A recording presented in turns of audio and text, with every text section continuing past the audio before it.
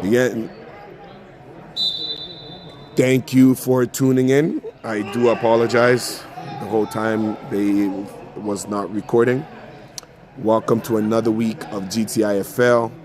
Already we've seen a couple fast plays, some passing plays, and an interception by the hit squad, which is why we now seeing Axolotls in scoring position with nowhere to go.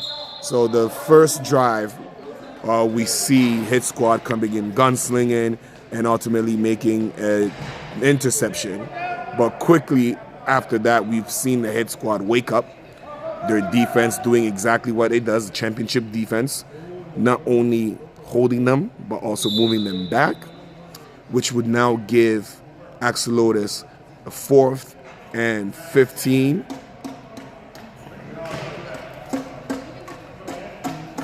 Axolotls also always wake up and play the hit squad very, very well. If they can bottle this energy, if they can bottle this intensity that they play when they play the hit squad team, they should be able to come up with more victory. And we see a counter, and no, wow, big play, very good intentions. It was there. This is a play that you use at second or third down to be able to give yourself a counter punch and something else to do. All right, so that is 4th and 3. No, big stop, and there you go.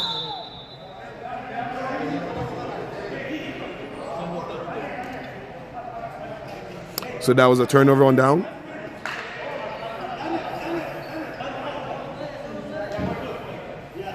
And we see the hit squad coming in for a second offensive possession.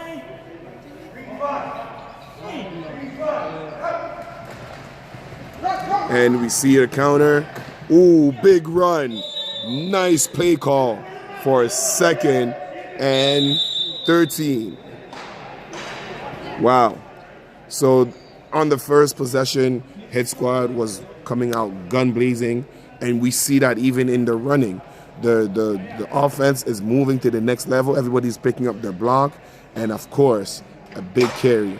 And we have a man down from the Axolotls. We hope he's okay. And we never want to see injury, especially far away from the play of action. So we hope that it is something that he can bounce back. He's about to get up.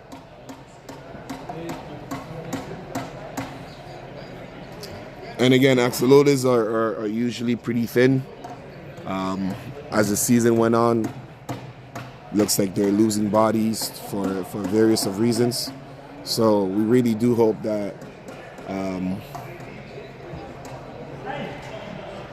the injury is nothing serious, and they can replace the body.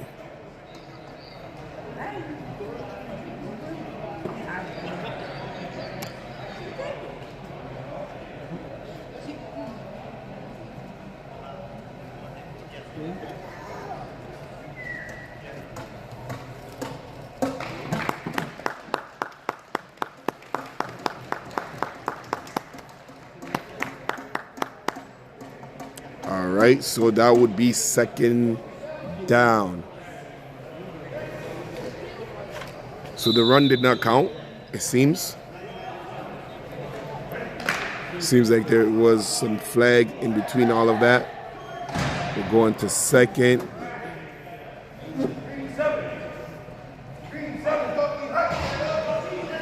All right, again, the veteran Phil Dixon passes it to 13. Pass incomplete. And that is the veteran connection that's usually there. We see the play was wide open, but we have a slight bobble by the veteran 13, Ice Saver. 3rd down.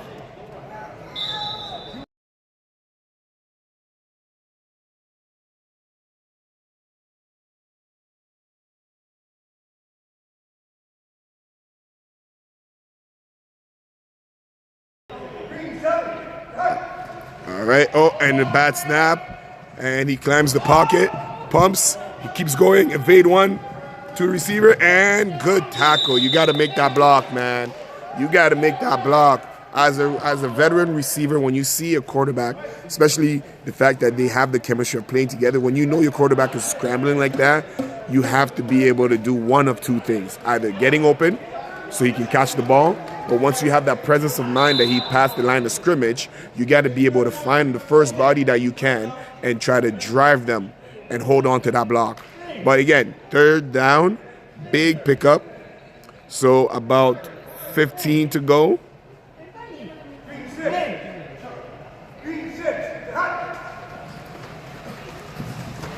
The protection is there. Oh, big catch. Big catch this time around. Make sure that he squeezes and holds on to it. 4th and about 2 yards to go.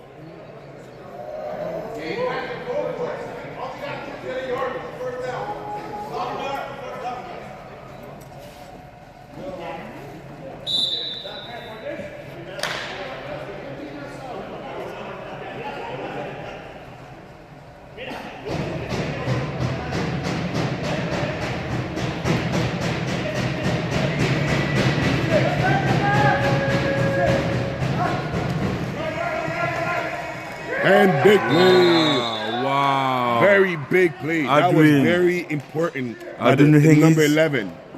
Woo. Mr. Higgins, wow, what a stoppage. 4th and 2. That was a big. Again, we see their Axolotls defense. First play, first possession, when the hit squad came out, they got an interception. They couldn't score. This time around, big plays after big plays, but managed to keep them on one half of the field. And when it came down to 4th and 2, they showed out with some explosive play. And that explosiveness is something that we only see that sporadically throughout the season, but against the hit squad, they seem to come on like a team.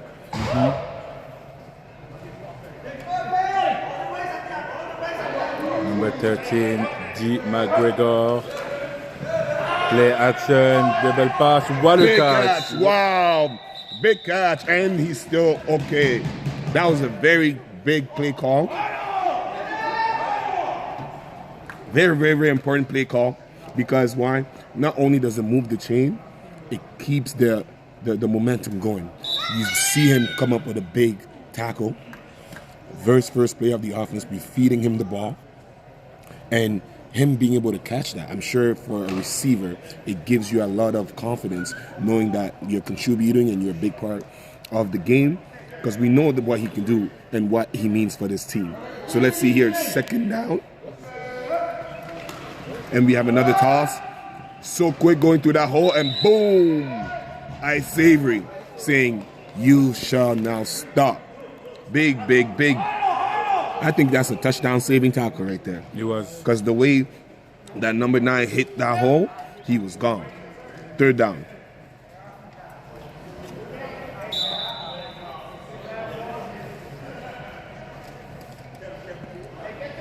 All right, so far the Axolotls seems to have a tempo that it's not necessarily hurting them.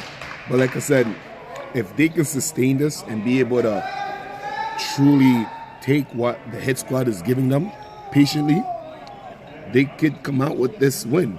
But we know championship pedigree, it's easier said than done, and they will be able to find the adjustment. So now we see quarterback dropping back, moving around the pocket, and he is sacked. I would have not necessarily done it like that. No. But I think I see what they were trying to do there, right? I mean, the goal for the offense is to froze the defense, trying to froze. It was too good, right? The defense he just went without necessarily reading, and the blocker weren't established as of yet, I feel like. And we have 4th down. So let's see if they can come up with some points, because again, it's their defense that keeps this team alive. Their offense is this level of, I guess, inconsistency that if they fix, the talent is there. High formation. Right, and we're giving it to the big boy. I don't know if it was the correct play though. No. And this is exactly what I'm talking about, right? It's like, that's a play you might do on 1st down. Exactly. Right? Yeah. So it's not to say that it's a bad play, but they don't seem to have that mesh or like understanding of the tempo of the game on offense. But on defense, I think they're pretty good. Their defense is the heartbeat of this team. And let's see if they can negate the momentum right here. So this is the third offensive possession for the hit squad, and they haven't scored as of yet. We see the veteran Phil Dixon taking charge in the backfield. And it is the run. Akuar, number 45. He's not an easy guy to bring down. And again, that defense, that swarming defense, all you see is a whole bunch of angry Axolotls and nowhere to go. You see him cutting. So it's not like he didn't have the speed to move around, but there was nowhere to go north and south. And the defense showed out. So they just got to be able to keep the foot on the hit squad. But again, we know this is how hit squad want to play. They want to drag out the game. Yeah. They want to tire you out. They're boxers. Well, everybody else is playing any other sports. They're playing the long run. And it's a scary thing if going into the playoff. You don't want to face a team like this who's firing on all cylinders. Big play attention right here. Ooh, big catch. He stays on his feet. And bow. Big catch. Oh my God, he might be down. Okay. Well, catch by Ice Savory, number 13. These are 2-3 plays on him. Triple coverage. Now that's the mass. And again, you see the veteran, you see the championship, you see the chemistry, and you see most importantly the style of play calling when you decide to call certain play to be able to push and gain momentum. I'm not worried about hit squad scoring ever, whether it be early in the game or later on in the game. And we see them giving it to the running back who's cutting and finally climbs up and gain a couple of yards. Mr. Akua, that's going to be a second. He's not scared to run between the tackles. No. And as small as he is, you wouldn't think that he carries the same kind of like boom like the other running backs on this team, like Tremaine, for example. Yeah. But arguably pound for pound, I think he runs harder. Right? One of the hardest running back to stop in this league, and we saw it on that play once again. I mean, again, Mr. Akua, he has been, the last couple of games, he has been present. He has been the guy, the running back to run over and over. It's going to be a pass for Mr. Ice Savory on the outside. Quick pass from Mr. Ice Savory. Big catch. Again, I feel like Ice is playing like he has something to prove this week.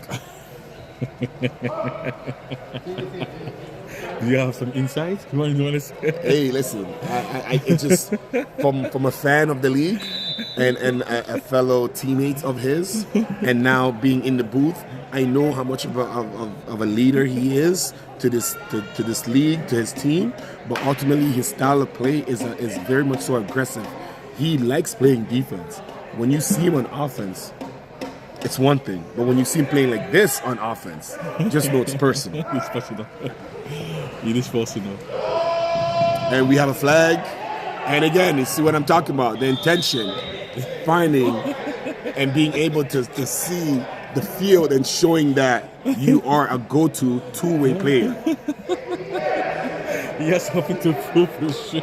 I'm pretty sure like he wants to prove a point. I think he wants to prove a point on both sides of the fields. Yeah, so those to all our fans out there, follow all the social medias, the GTIFL and any other affiliates and sponsor with it to be able to get the inside scoop of everything that's going on within the league. All of these players have profiles, have lives, have many other skills outside of this. And at the end of the day, that's the thing that makes this league so beautiful. It's that brotherhood, that fellowship. But ultimately, on Saturday, the competition on the field, and we see them.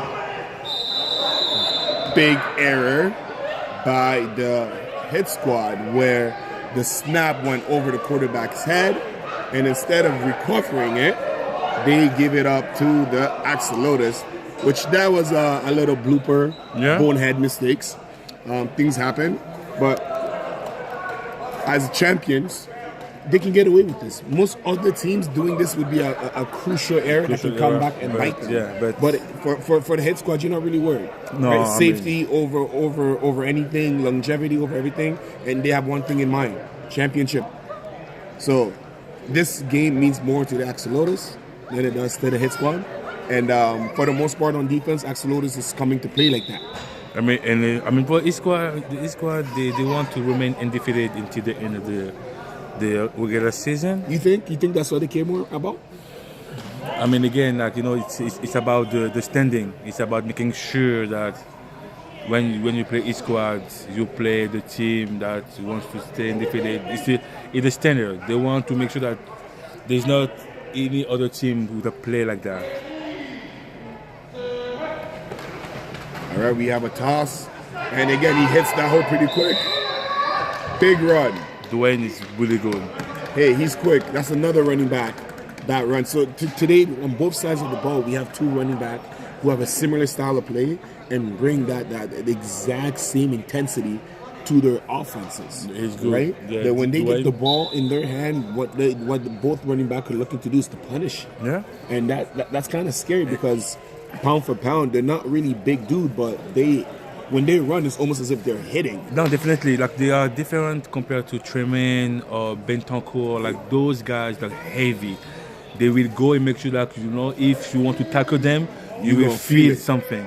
But and we have a big fumble. Recovery. Wow. Pick up at number 9. Wow, number 9. Look at the awareness. Wow. The awareness. Wow. That is game-saving right there. Dwayne. That is game-saving right there. Wow.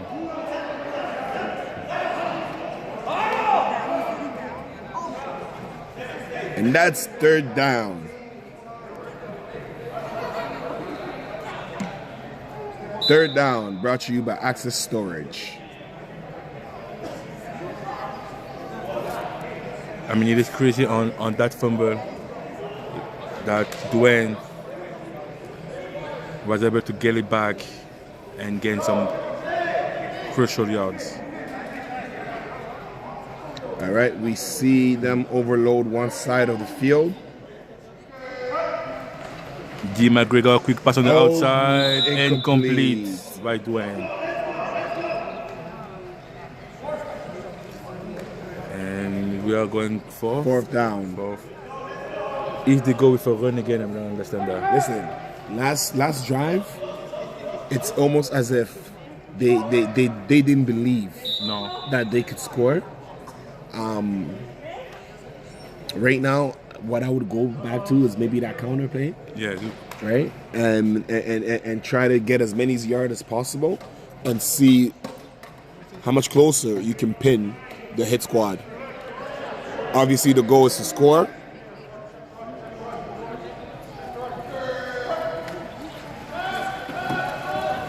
Pass.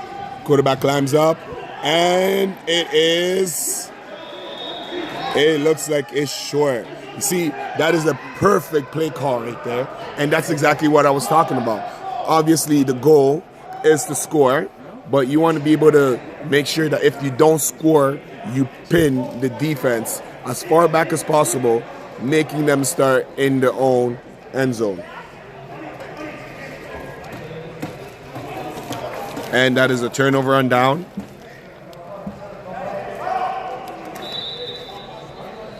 And again, the hit squad with another opportunity to score.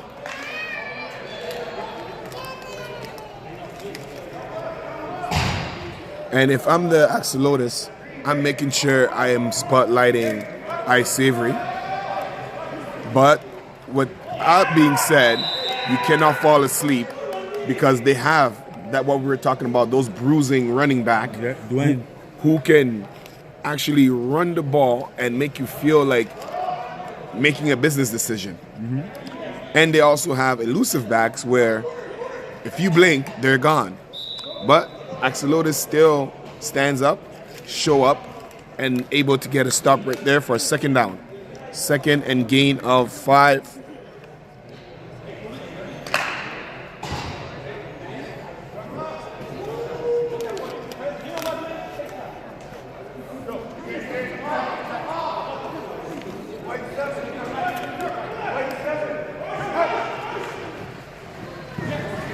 Akua. Oh no, that's Mr. Bailey. Mr. Bailey with the run. Mr. Bailey again. Mr. Bailey again. Wow, Mr. Bailey. JD. What a run. That was supposed to be a jet. And then it turned into a counter. Exactly. And then turned into a just get some yard. And you can hear the veteran quarterback saying, go upfield, go upfield, go upfield. Right? And to all the young runners at home, when you get the ball in your hand, that's what a coach wants to see. Even if it's 1 yard, just falling forward. These are all little things that once your team can count on you for that, go forward. You will be able to get more opportunities. And wide open, Savory tries to avoid a tackle and not quite, but automatic first down. Hey, that's what? Pass number 4, 5? And he missed one big one earlier on. You saw that? He missed, and then since then, he triple coverage, double coverage, it doesn't matter. He's wide open. First down.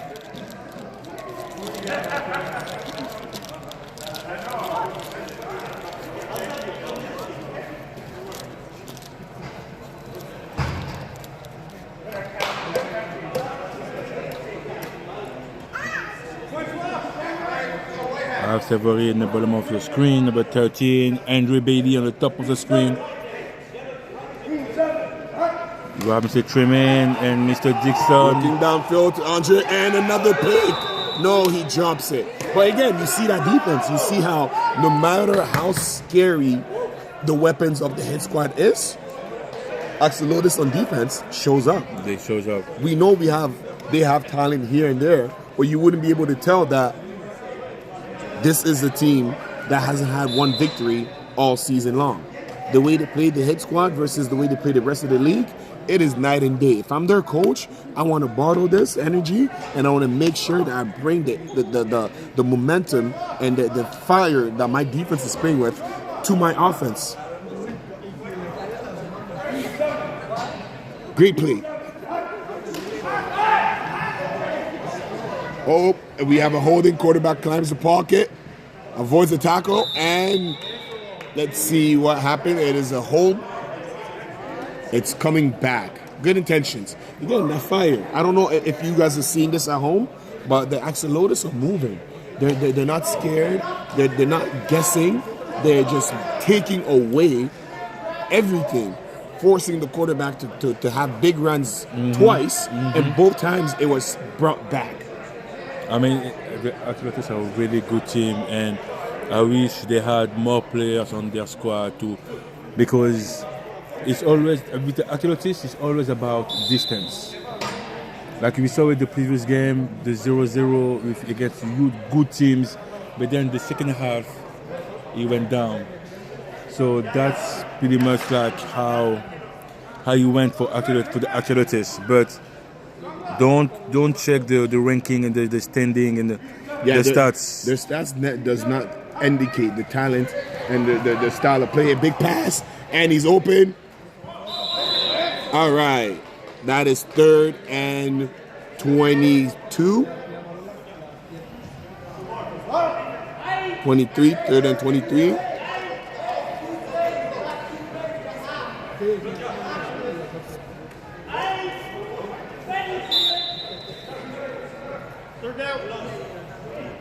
Shout out to the ref crew, always holding it down.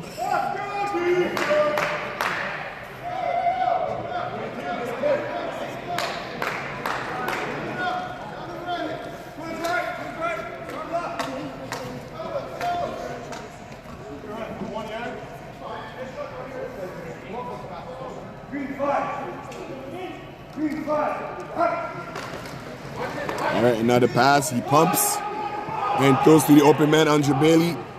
Shifts one, tries to avoid, and a swarm of Axolotls making the tackle. 4th down. But you see that championship pedigree, the style of play that they call, being able to climb even when they find themselves in the hole. But again, Axolotls, their defense continues to amaze me, because if they can play like this for the whole game.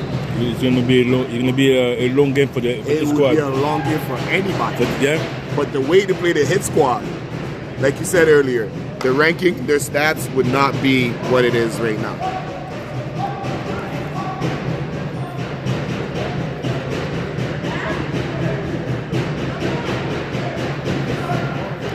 All right, 4th down, and quarterback is looking. He has a lot of time, and throws to his big target. Ooh, big catch. Letting him know. Using that whole 6'3" frame and letting him know that this is the big boy league. And again, that's that veteranness, that poise, being able to be like, you know what? I know my guy is 6'4". I'm going to throw it where only he can catch it. Exactly. But let me move around and give myself a good enough pocket because my own line is doing okay. It's giving me time. A lot of quarterback would have just saw that openness and just run, right? But with Phil Dixon, maybe it's the age or the experience that he's how long he's been playing, but he's having an exceptional game as well.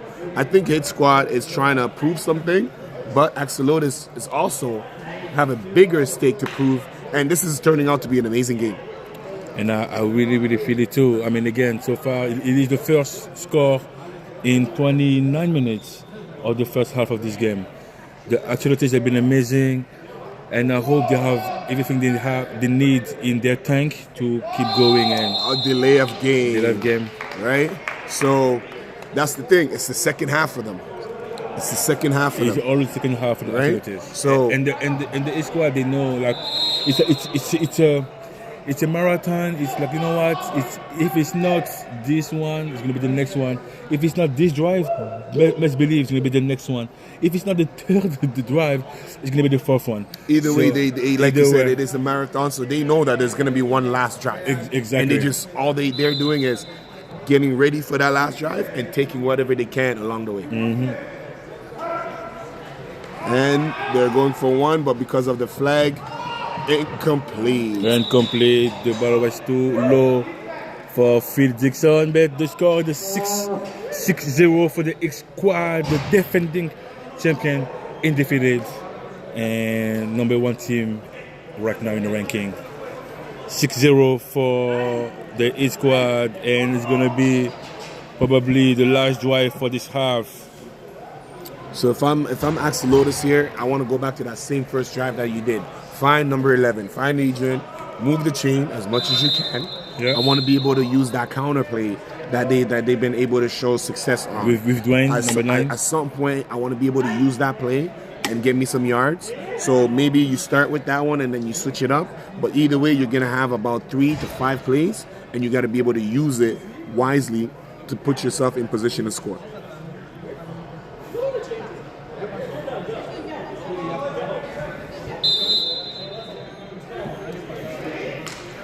And they're not moving with that sense of urgency that I would think that you would have going into this, considering that the second half has not really been favorable to them. Is he able to play safe? And of course, you see them going for it, and it's almost a pick, and that could have easily been a flag. But I guess not. Good play. And that's some beautiful play calling right there. That was not. You got to be able to show them that, hey, listen, we're trying to get some points here, and be able to build some kind of momentum and confidence for your offense.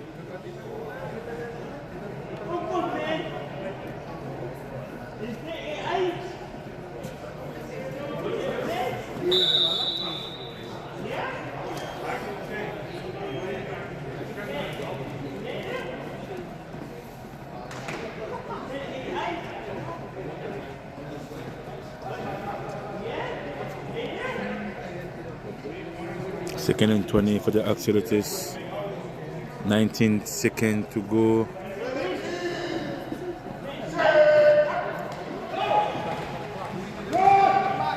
We're having a run. D. He's still on his feet, being stopped. On number 19 of the X Squad. And it seems like this might be the last play of the game right here. That was a good one by Mr. G. McGregor.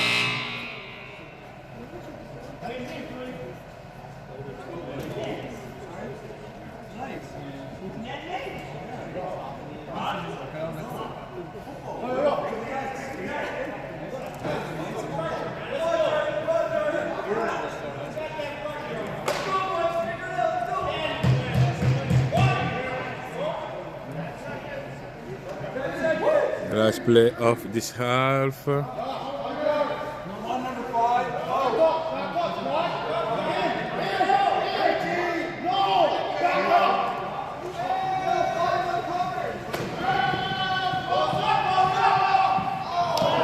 that was close to be caught by Mr. Dwayne, number 9. And that's it for this half. The score 6-0 for the East Squad, defending champion. Wow. So for a Week 10 matchup, it's looking like every team is coming out gun blazing, and we're seeing the ball moving fast. Every team is firing on all cylinders. We see the Hit Squad showing up their championship pedigree and making sure that they always have enough of a lead or a distance between them and their opponent. But it's the style of play for me that keeps standing out. They don't seem rushed. They don't seem nervous. They don't seem rattled, right? Whereas around the league, we have another team like the Longhorns, who they play off of that emotions. Yeah. Where to the outside, it seems like they're rattled, but that's what they want. But so it's beautiful to see.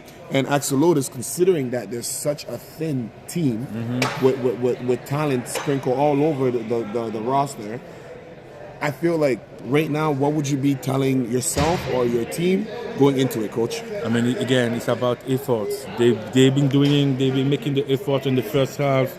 They've been pretty successful. Hopefully, they will be able to rest and then come back with the same kind of effort. And I mean, again, it's about the defense. Are doing amazing. Hopefully, the offense will be able to find a way to win. Using Dwayne, using Aldrin Higgins, the number 11, using Dwayne, number 9. I think it is the key. You have two amazing players. D. McGregor can play, can keep the ball, can scramble. It's about the play action, try to freeze that East Squad defense. Which is not an easy thing to do. I think they're arguably the best D-line in the whole league. But yeah, as far as I'm concerned, I don't see anything wrong in what you said. I think that they got to play loose. Yeah. Understand it's just another game. It's Week 10. But you're getting yourself geared towards that playoff run. So that looseness should be able to not take away from your aggression. Definitely. Right? Yeah. So for the second matchup, we have the Knights versus the Supreme team. All right? I think the Supreme team is trying to come out with another victory here. But this win would mean a little bit more to the Knights. So they definitely the Knights need to win tonight. I mean, they've been struggling this season, trying to find their pace, trying to find the plays. I think their identity with the change of branding. I feel like in comparison to previous years, because a lot of the same players, in comparison to previous years, like their identity hasn't been their running back the way it's been in previous year, even though he's having a pretty good season. I mean, and again, I mean, they have the players. It's about trying to make sure that the QB stay healthy and to protect him. It's about making sure that, they have to believe in their capacity and abilities and the skills. That's it. So for the Knights, it's a little bit more. The Supreme, number 3 in the ranking, pretty okay season right now. They lost only against strong teams, East Squad and Longhorns. They want to make a point saying like it's not over yet for them. They still contenders for the title. So again, for the Supreme, I'm not really worried. It's about the Knights. They will have to pretty much show up tonight and make sure that all the players are really committed for the rest of the season and the playoff. Yeah, and shout out to all of our fans watching at home. It's you got about 3 minutes left. Go take your washroom break. Go get some popcorn. Go make a phone call. Tell a friend to tell a friend to tell a family member to tune in every Saturday night on YouTube, GTIFL. Greatest indoor tackle right now happening in the whole GTA. Shout out to all of our sponsors. This couldn't have been done without you. And if you're looking to partner up, you can find us on all social media. Just type in GTIFL, and we would love to partner up with you. And to all of our fans in attendance, we have the one and only 1111, my boy, my friend, my brother, Tyler Craig. Shout out to you. Oh, he's there? Yep. Oh, that's good. He decided to bless us in attendance today, so it's always good to have him there. Big fan. Don't Yeah. go on Spotify, Instagram. His music is amazing. He's an amazing Versatile. singer. And I love him, yeah. I told him already he's gonna have to perform at my wedding or something, my next big, you know. So that's the privilege of having such an amazing friend come side. You know, you can't miss it. You cannot miss it. 1-1-1-1. Definitely Spotify, YouTube, Apple TV, or Apple Music is everywhere. He's an amazing R&B music artist, and he used to play for the Supreme.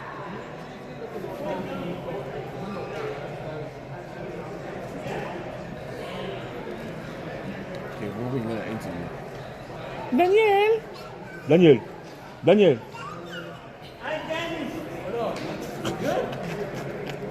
You good? You good? Huh? It's been a long time. To always? Yeah. How are you? Okay, sounds good.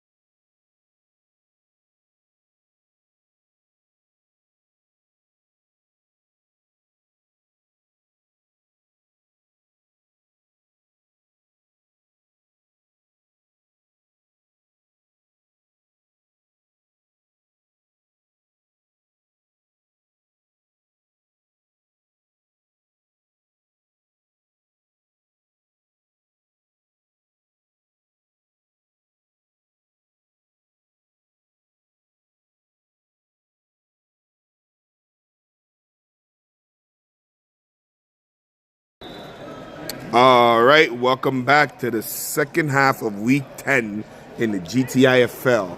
So the Axolotls feel rejuvenated, start the second half with the ball and an opportunity to match the score. So first play here, I want to come out swinging, firing like you did at the end of the first half. And we see the blitz coming, nowhere to go. Whoa, wow. That D-line. Wow. That D-line is it's not fair. It's not funny. And it is scary D-line. Big tackle by the first man on the ball, which was number 8. And the support by number 90, making sure that the sack is secured. Second and forever.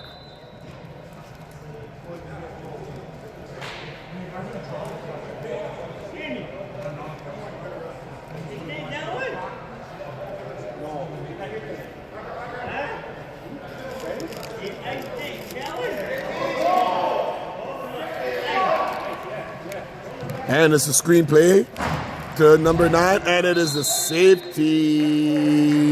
That D-line is scary, boy. Safety by the tackle for loss, sack safety by number 93.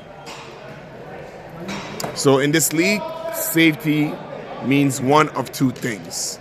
You can take the points and go all the way down. You can take the points and start in your own end zone.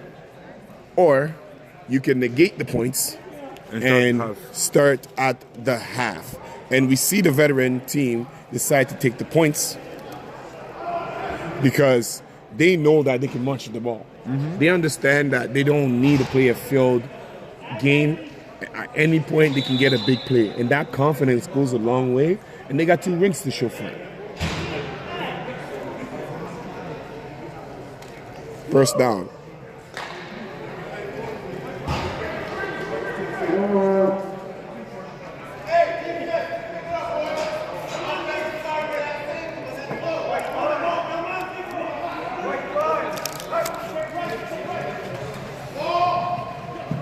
Oh, pass intended to number 13. Incomplete. The pass was a little bit low. And there goes those emotions again. It seems like he's wearing more than just his shoulder pads, and he's trying to carry and showcase a lot.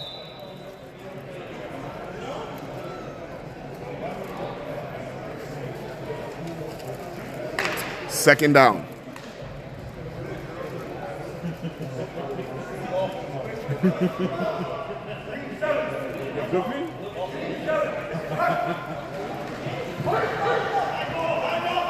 Again, same play, goes to number 13. He holds on to the ball, evades one tackle, try to evade another, keeps going, and wow. What a catch. What a catch. What a catch. What a catch. Ice is trying to prove that he is the best receiver in the league. And he does not play receiver, not because he can't, but because he chooses not to. And it's showing today in this game. I mean, that catch, the fact that he was able to bobble it, but keep good concentration while getting tackled and losing yards just to come back to where he caught it. That was amazing. That was third down. Nice catch. Oh, wow. Wide open. Veteran, JD. To be honest, I mean, again, his squad, they use Savory as a QB. They had like a type of plays. Yeah, like it's kind of zone read, kind of identity on offense when he's back there. Exactly. They use Sam, or it's like pretty much staying in his pocket. Yeah. Try to find players, but not even like a running type of player, but like stay in his pocket. Yeah. When he's more like a field general. Exactly. But when you have Phil Dixon, now it becoming another issue. Yeah. It's a Swiss Army. Now you becoming another issue. Because he's not as great of a passer like Sam is, but he can do the same job very efficiently. And he can run. He can run, but the truth is he won't do it unless he has to, which makes it even scarier. And lastly, he knows how to get the most out of his running back. Right? So that triple identity on offense is a skill that no other team has. Yeah. And the fact that they can always adjust whoever's back there, and you see them using those weapons, because all of those guys we just named can play multiple positions. Yeah. All 3 quarterbacks, which bring 3 different identity, can play multiple positions. And we're seeing Ice Savory now displaying his offensive skills paralysis by playing receiver, because he can play running back. So he's basically letting you know, put the team on my back, I got this. Having an amazing game.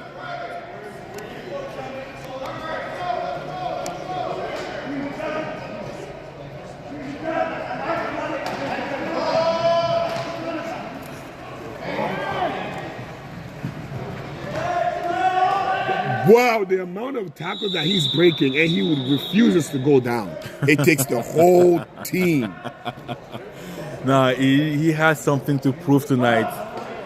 He has something to prove tonight. He wants to put his name up there, making sure that, all the different teams and offenses know, and defense know that Ice Savory, he wants to put his name in the map. Hey, listen, his name is on the map. He just wants to remind everybody, I'm still here.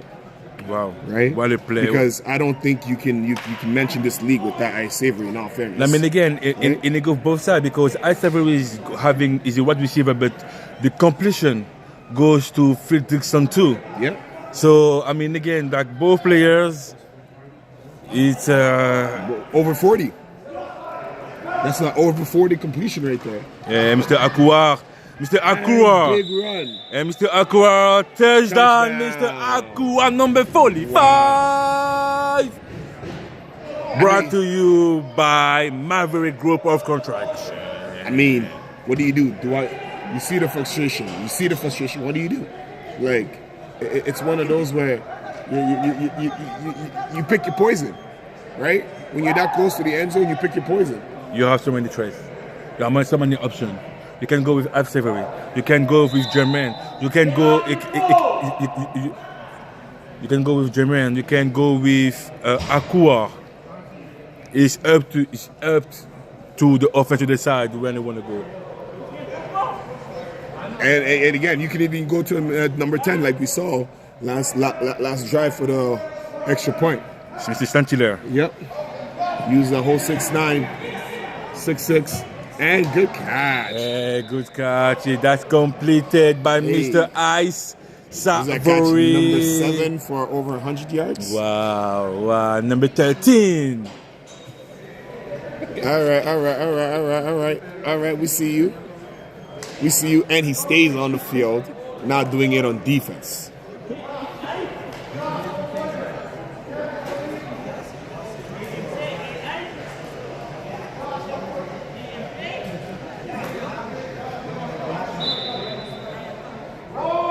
Oh no, he's giving it up.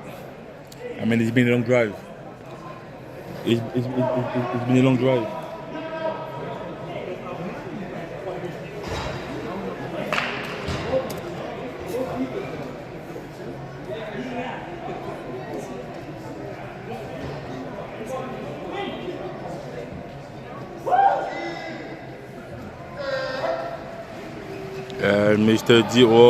Mr. Saint-Hilaire, nowhere to go. Mr. Saint-Hilaire, number 10. Oh, no, that's number 8. Sorry, number 8.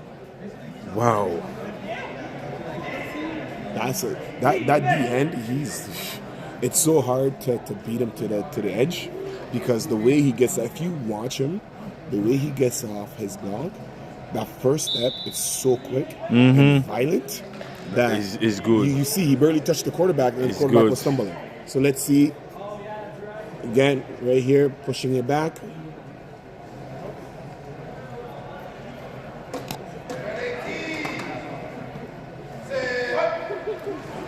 Right, taking and incomplete.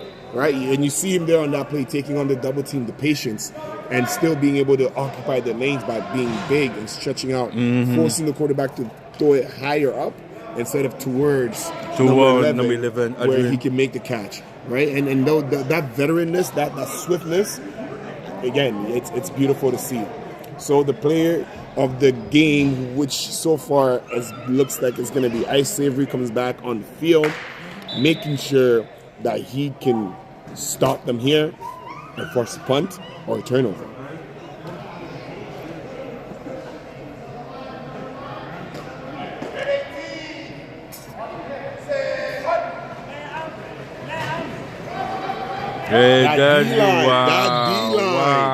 That D-line. Wow. They make sure that there isn't a pocket.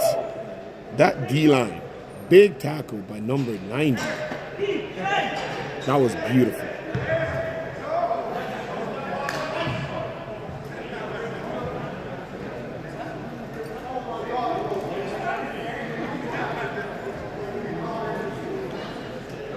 Sorry, big tackle by number 0.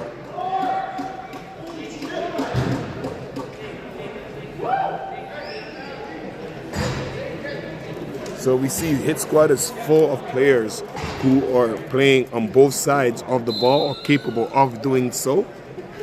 So would you see him right there have a big tackle, forcing the punt, and now going right back on offense, most likely as a tight end.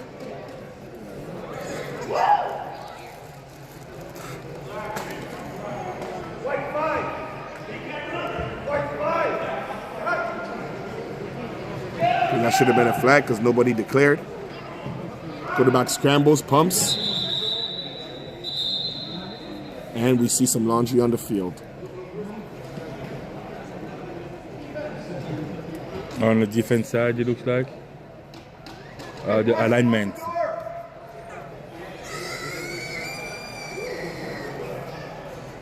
Yep. Good call. So the ref picked that up, but still, because it wasn't much of a gain, they decided that they're going to go with second down and giving them the yard rather than pushing them back, but still giving them more time and more opportunities.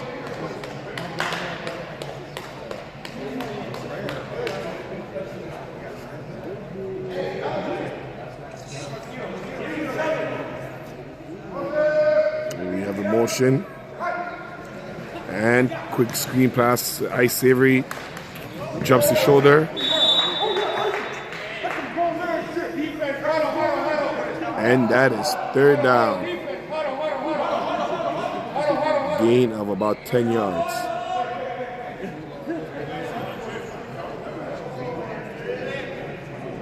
Again, it's clear as day. Ice Savory came into this game with something to prove. And even though he doesn't have to carry his team, he decided that this week he was gonna do that for them. And so far he's been showing out. And we know he's capable of this. So I wonder what sparked the fire. And we see a big run here. Evades, and he's down. And that is fourth down, minimal gain.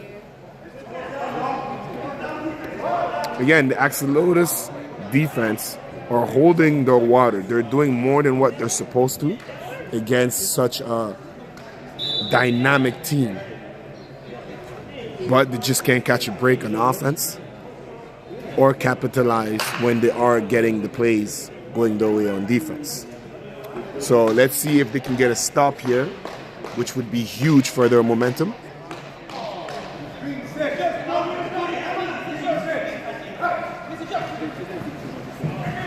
Big pocket goes to number 10. We have an automatic first down. Sometimes I feel like it's not fair.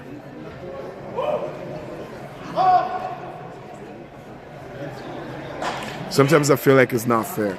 Reason being is because Hit Squad is not only full of veterans, versatile players, they have weapons after weapons after weapons after weapons. So with a team like the Axolotls where you don't have bodies like they do, and you can just see that from the size of the benches, you start to run out of gas just when the other team is starting to hit the full throttle. And another give and go. Pass intended to number 13. He catches it. And he might be oh wow. Big saving tackle right there because he was going to go for that touchdown.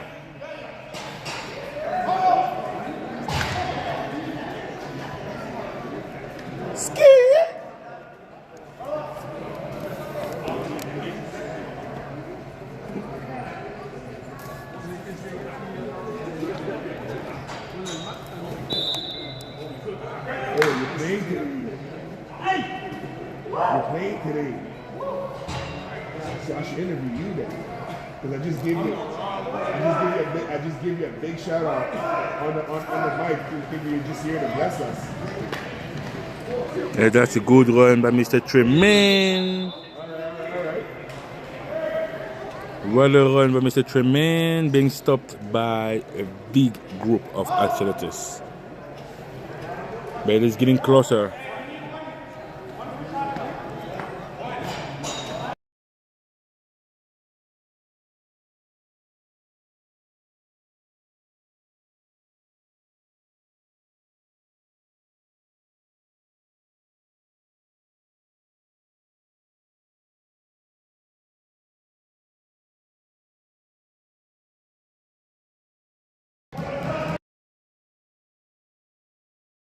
And that's going to be a pass. Phil Dixon looking for Mr. Bailey. Touchdown, Mr. He put that ball right where he needed to be. That was the window. He's so talented. Wow. He's so talented.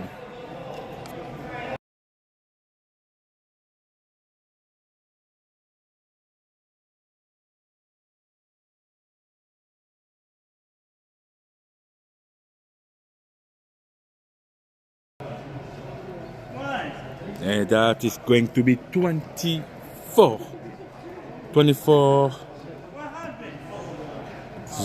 for the East squad. And 12 minutes to go.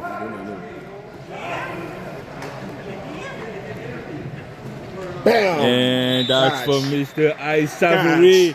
What a catch by Mr. Ice Savory. Catch. Number 13. Catch. Wow.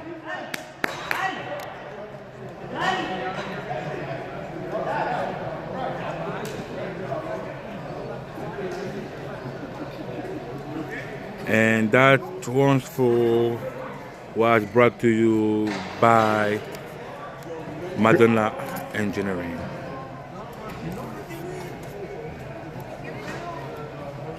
Just let him cook.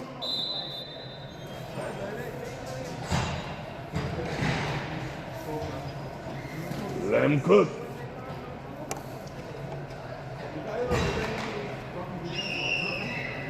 All right, so we're seeing the veteran starting to put the foot on the gas and basically putting this game away. If I'm Axolotls, I gotta hang my head high, understanding that we're still in the game and try to get some points. And most of all, do not give no turnover that's gonna result into some points, right? Because if you're letting the hit squad, well, not letting the hit squad, if you're allowing the hit squad to basically score every other possession on offense, that's not terrible. It's just you got to be able to match that, and if you can't, that's when the score starts to look like this. Because we know hit squad is a team that can ignite that fire at any given moment, right? But when you get their defense going, now that's a scary thing, right? When their defense starts to score and making plays like we've seen them make all night, where they're getting safeties and whatnot, it can be very problematic. But the hit squad are having a decent game. They seem like they're calling better plays. They're getting some yards. Guys are still running hard. And big run by number 30. Refusing to go down. That's a very good play right there. That was a good play. So that's exactly what I was talking about, where in the first half, we're seeing them call run plays at the wrong time. But this is exactly what you want to see from the Axolotls team. You want to see that fight. You want to see that hunger. And you want to see that fire, right? And if you can do that and get some points, I promise you, this is a team that you do not want to see going into the playoff if they can bottle this energy for a full game. I mean, they have everything they need in terms of skill set. They are good teams. They have good players. It's the tank. It's the tank, and again, it is hard to play with like a limited number of players and to be consistent the whole game. It's not easy. D. McGregor with. And you see that again. Wow. He just goes for the arm, making sure he takes away the quarterback's weapon, right? And that is scary, man. I've said this all year long. The best D-line, which is the hit squad D-line, is going to be the best team, because this game is so quick that if you can be able to penetrate and dominate at the line of scrimmage, then you allow yourself opportunities. You're creating opportunity. You're controlling that word opportunity, and when it happens, and we're seeing several teams abuse it, like the Thunder with Mr. Green, for example, being able to apply the pressure, or even with the Supreme team, which we're gonna see later, with the number 40, again another linebacker who plays well with that D line, and we see it here too with nowhere to go.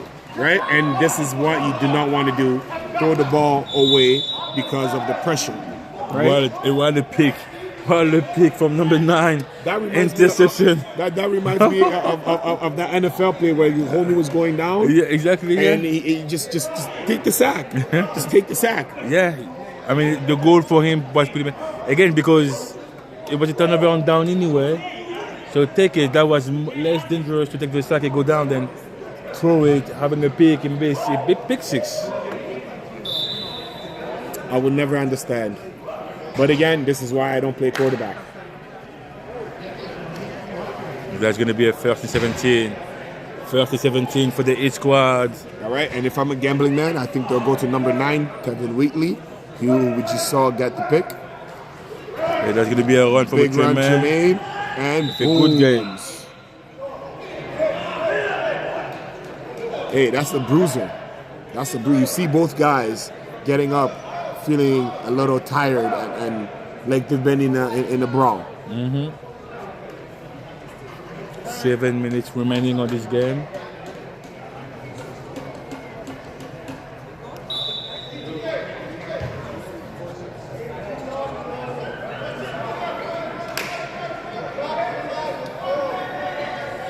All right, so we see them come on that same formation again. Second down.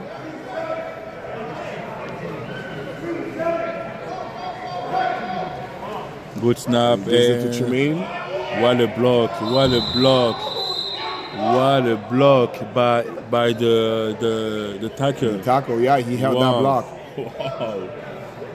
It does allow Tremaine to gain precious yards. And that was clean too, to be able to just drive the guy like that without getting the foul. That was beautiful, textbook. But that's again, it's about the Axolotls being tired, playing both sides of the ball, back to back, and again, that's not like going to the park and having a picnic. Nope. You know. That's why they call it the trenches, right? Yeah.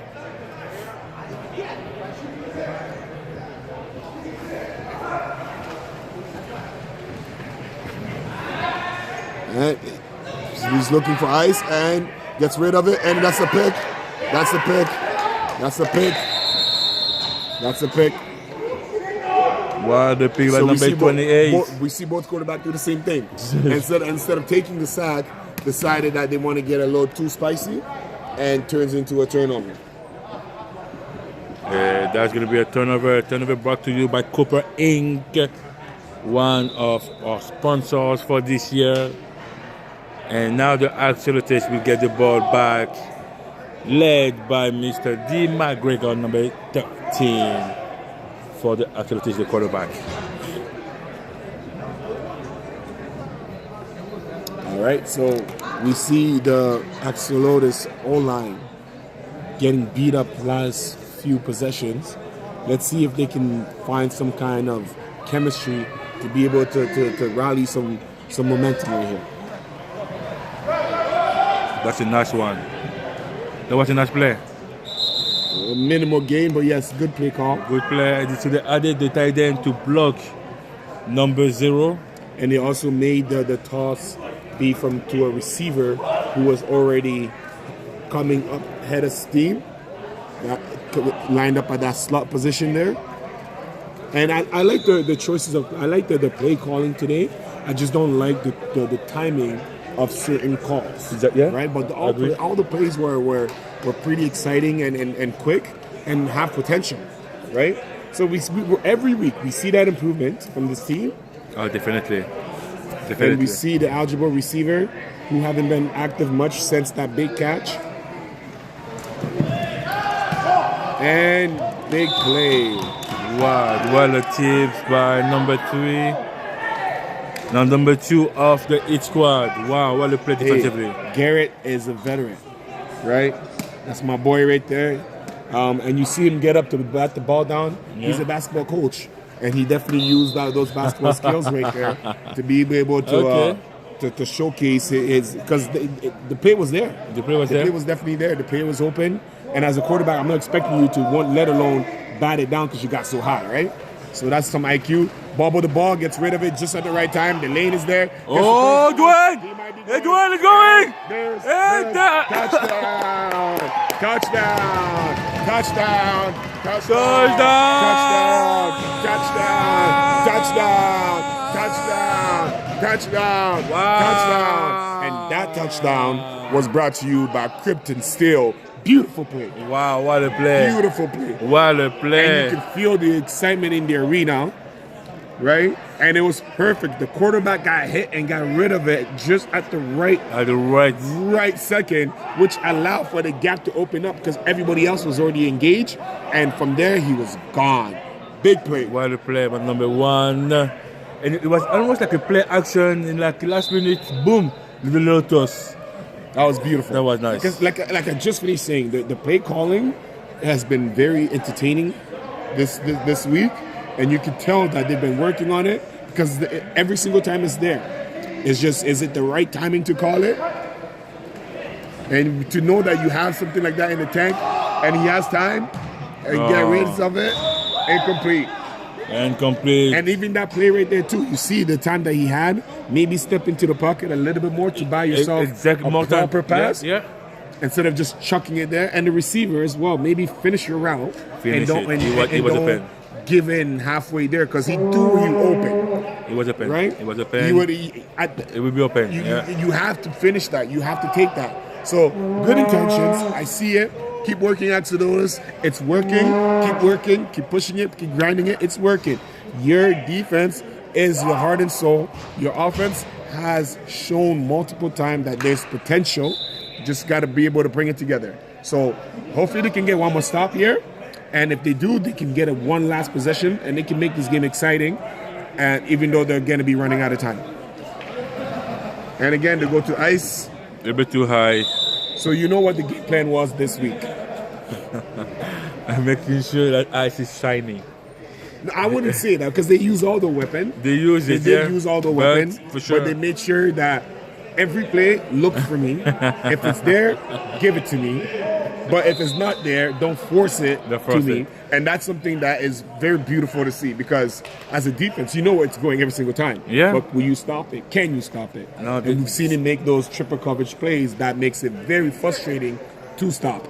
I mean, again, he's playing at So you see it gives it to his running back. Gets a great first down. That was beautiful. I mean, again, like it is super.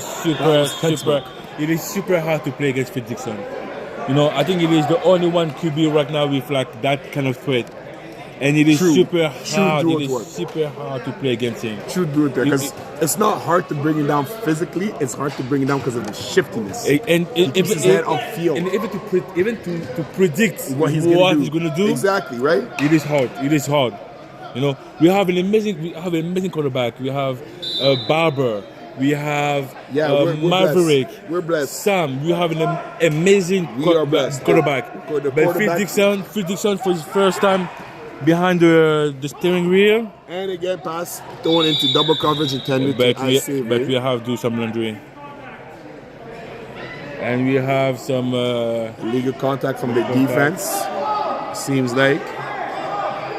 We have a players for the interview for the Knights. Number 8, Mr. Clarks.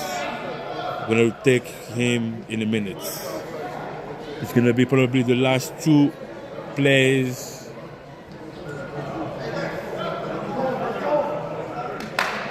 All right, and we know that they're trying to score right here. Yes, that's the goal for sure.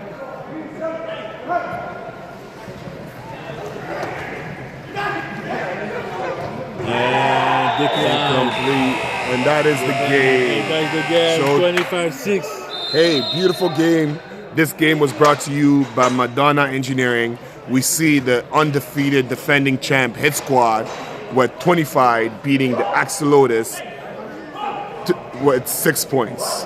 So as we go into the second game between the Supreme Team and the Knights, we have a player from the Knights, number 8. How you guys doing, man? Good. So thank you for being cool. You're playing against the Supreme. How do you what do you approach this game? Because again, the Supreme is an amazing team. You have been struggling in the big season. So how do you approach this type of game?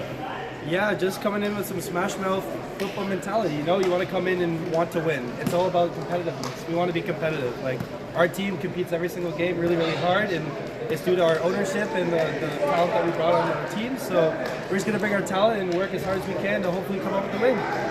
So what as a team, what did you miss that for to be in a high in the ranking? Yeah, man, it's just small little errors, the small little mistakes that make the biggest differences in the game, right?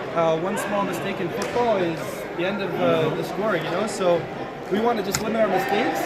We've been doing some practices, going over some film, kind of going through to make sure that that we can minimize our mistakes and maximize on our opportunities. So we want to be able to score more. Our goal tonight is good offense. We want to bring our offense tonight. So, I mean, 2 weeks ago, it was off-season for you. So you had like a good 3 weeks to prepare for this game. Is it about this game specifically, or it is about this game, the next one, and then the playoffs? It's honestly about both. I think it starts with this game, and then it goes from there. We want to start momentum. It starts now. Like, playoffs are kind of around the corner. Yeah. So we want to get winning right now. We want to have a great game. We don't want to win just by a little bit. We want to kind of run the score up and do our best offensively to prove ourselves, because we are a good football team. We know that. Everyone on the team knows that. And then we're going to bring that next week, and then we're going to bring that the following week until we can kind of race through the playoffs. Okay, last question for me. What can you expect for that game from you and the team? Oh man, for me, I can expect myself to go out there and be fast, be as competitive as possible. Like I said, I want to just come out here and compete with them and do my best. As for them, they're going to be a good team. They're going to come out and want to win because they're right in the middle of the rankings, and yeah. I know that they did really well last year, coming second place to Hit Squad, who's a great team. And they have some great talent too, so they're going to use that to their advantage, and hopefully we're able to maximize on their mistakes and minimize on ours. Perfect. Yeah, okay. yeah. Okay. Good luck. Thank you for Appreciate being here, it. and see you on the field. Thanks for having me. That's going to be a good one. Don't worry about it. It's going to be a good one. It's going to be a good one. I'm telling you this. It's going to be a good one. All right. So, as we're getting ready for the second game of the night, we have the Supreme team who are looking to improve their record and potentially climb up the ranking versus the Knights.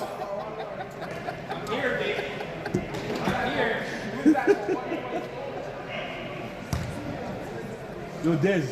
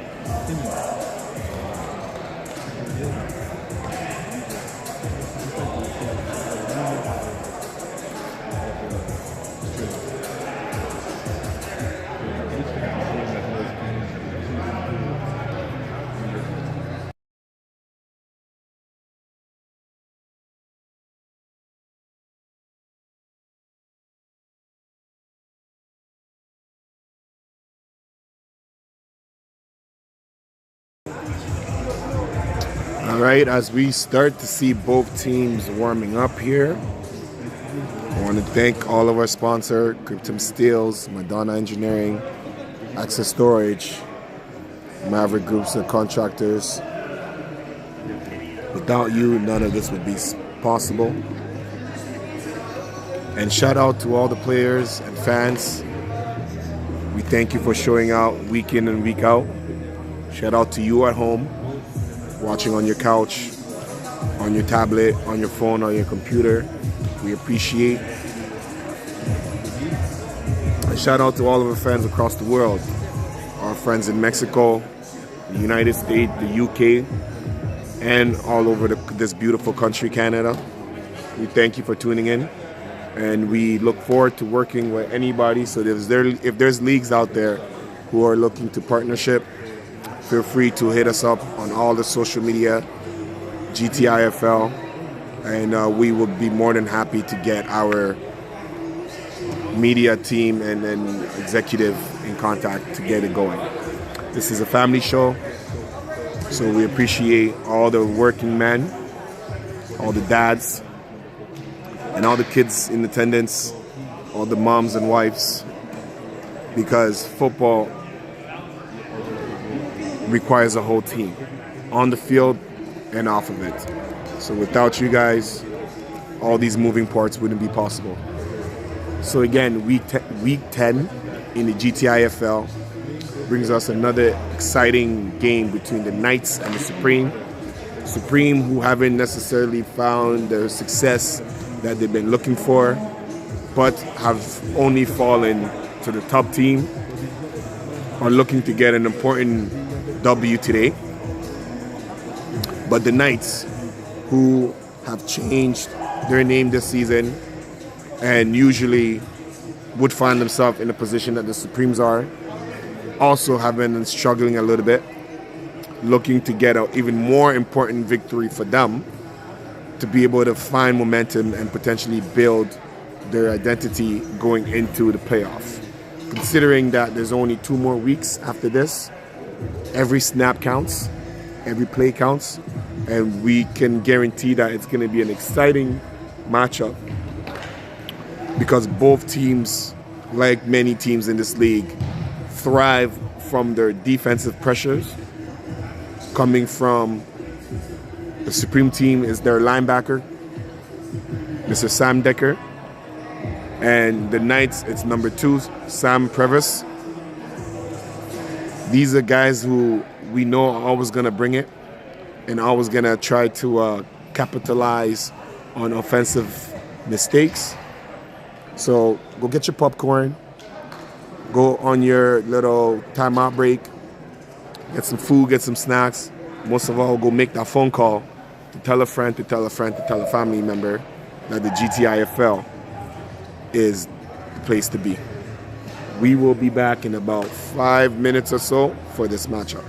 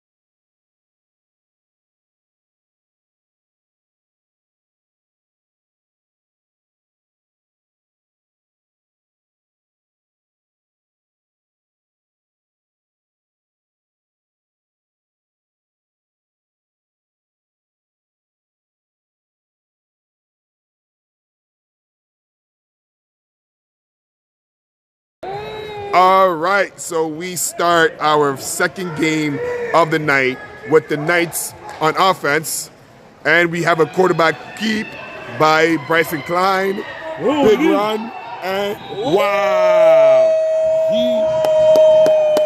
Listen, What a run! we were told What a run! that they're trying to be explosive on offense, and that's a beautiful first play. Mr. Klein! What a run! Bryson Klein with the call on 2. Wow! Quarterback keep, and the way he was running. What a first play! You felt the lightning bolt behind him. What a first play by the Knights and Mr. Klein! Hey, that's gonna be Another run. He bounces it out, follows his tackles, and you're seeing. What is going on? You're seeing it. What is going on? It is a fight. Sparta. What is going on right now? These guys came ready to play. That's what's going on. Oh my God. Wow, the Knights. Wow. Like I told you, this game means a little bit more to them than it does to the Supreme team. I found that this time around in the past, they've been in the place where Supreme team find themselves, kind of in that middle path. So the Knights are not used to be at the bottom. Right? Yeah, They're not used to this. Yeah. So this is new territory for them, and this is an opportunity to show, hey guys, we know that you guys are usually fighters, but so are we. And we're seeing that so far. Wow. You see the motion play, and it might go to number 2. Oh my God. Sam Previs and pass. Wow. What a pass. It was there. What a pass. It was there. You see the aggressive. They're coming off firing, ready to go. Pow, pow. Like this is the Wild Wild West. Oh my God, what a first drive. Listen. What a first drive by the Knights. Surprising. Like I didn't expect that from them. They've been practicing. And again, having Mr. Klein like being dual threat. And being like so okay and comfortable. And But snap, low snap, and yes, big tackle by number 63, Antoine Sadler, with number 91 on the play. That's going to be a fourth and 15, 15 yards to score after an amazing 2 plays. So it was there. So let's see if they can get some points right here. You have Mr. And again, another bad snap. And that's where that momentum gets taken away. That was a nice drive from the Knights with the first one, but two crucial bad snaps. Then pretty much didn't help the Knights, and the Supreme will get the ball half of the field. Shout out to number 11, which you already know who that is. Blessing us with his presence, Mr. 1111. It's been a while since he's suited up. Yes. And if he's back, that's how you know the Supreme team's mean business. Exactly. Because they went into the archive, and we know that he has a very beautiful chemistry with the quarterback, which is an extra weapon for him in the backfield. And you see him lining up at receiver. Now it's gonna be crazy. Good snap, and we do have a run on the outside. Good block by number 91. Wow. Mr. Sewell with the run. First down.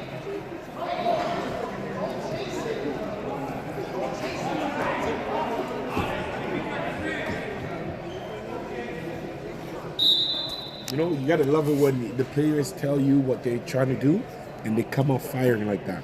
I'm sure that was a very exciting thing to see from the coach, and even for the whole team. That energy hopefully translate to the defense, which we know their D-lines is no slouch, led by number 92 himself, 52. AGH. We have some movement. And there's going to be a pass for Mr. Pass intended to number. That was nicely number done. 11, Tyler Craig. That was nicely done, but it's just coming back. This is the first game. It's just back. Knocking off the jitters. So let's see if Mr. Maverick will go back. And that's another guy that you do not want to tackle. Right? Oh, yeah. He runs behind his pads. Yeah. And so many targets. So many targets for the Supreme. With Tyler Craig, number 11. With Mr. Robsino, Days. So many. Mr. Lawrence. They have Mr. Cyril. So many ripping. They definitely have an arsenal.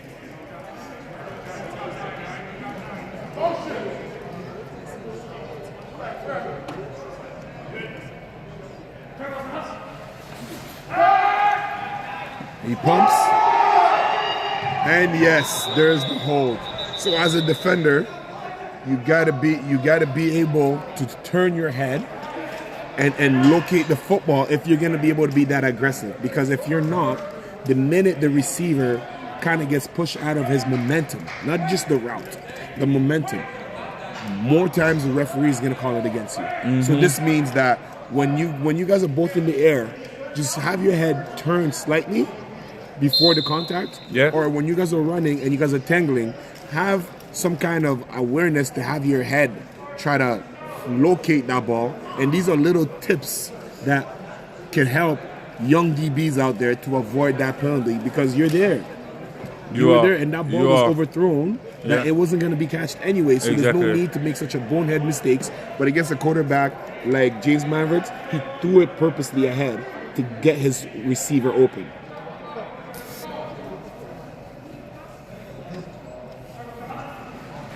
And we see another passing play right there, and nothing is open, and he decided he's gonna run it and keep it, and gets tackled on the goal line. Hey, you see the poise. He could have ran that like 20 years ago, but decided that I'm gonna try to find somebody. And even the way he climbed the pocket was with poise and patience, knowing that I can score at any point. And that confidence goes a long way, and you see that because of the many championships that he probably went up against Hit Squad. So a game like this, which means a lot for them, he knows that the pressure is not really on them and is more on the night. And you can see him playing with that cool composure.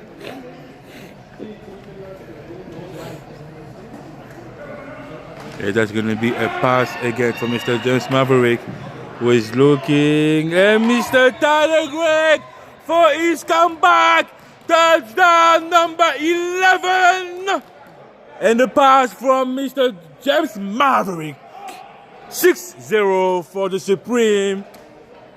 On the opening. Welcome back. Welcome back. Wow. Tyler Craig. Number 11 alone. Completely alone. Hey.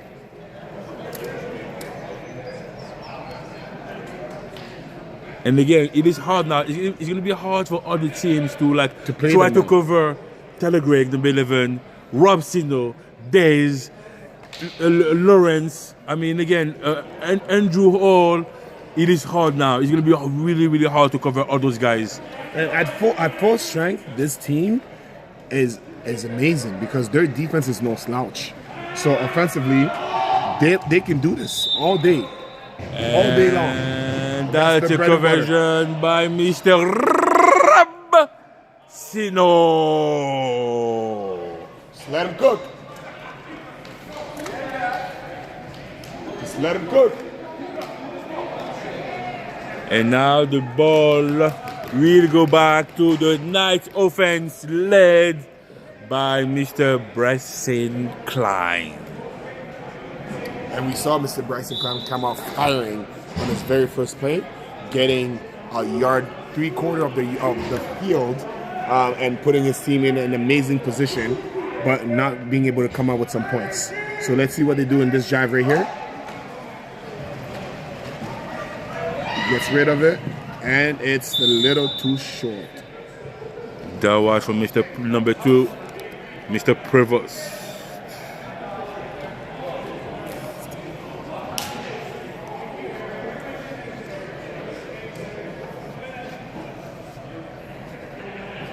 Second and 25 yards to cross half of the field. The time 20 minutes 7-0 for the Supreme.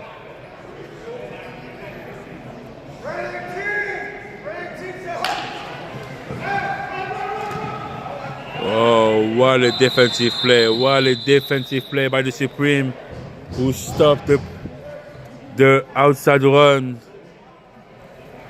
3rd and 25. No, he lost some yards. 3rd and 27 for the Knights, who it seems they lost the momentum.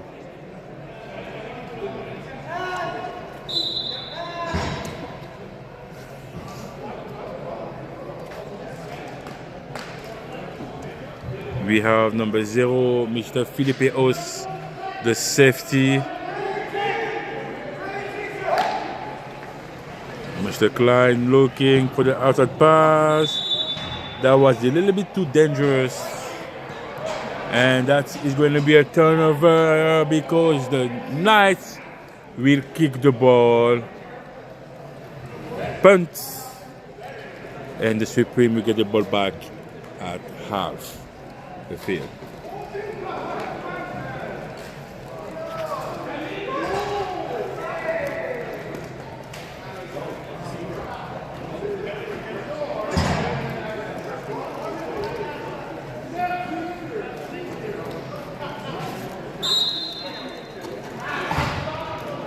And thank you again for all the people watching from all around the world, from Canada, USA, Mexico, Europe, from Germany, Australia. Thank you for being here with us tonight.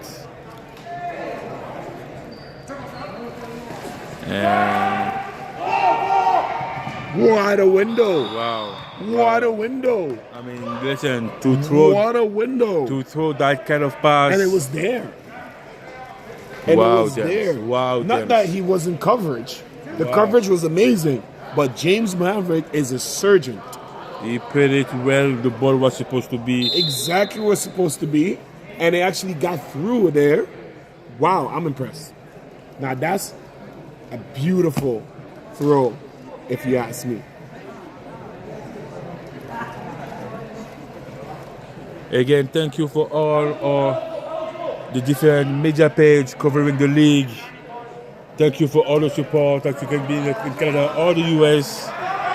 We do appreciate you with that pass. A little bit too high. Incomplete. That was from Mr. Robsino, 3rd and 30. Hey, we see both defense not being afraid to take big plays. And instead of taking chunks at it, they're looking for home run plays. And so far, it's giving an exciting game.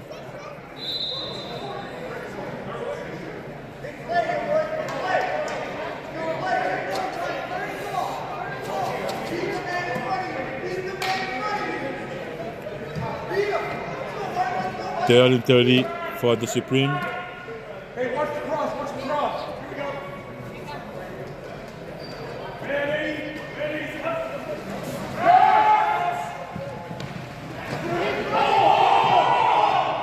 And that was from Mr. Dez. You gotta keep running. Hilton. He has to keep running. I mean, the intention was there. It was there. You just gotta keep running.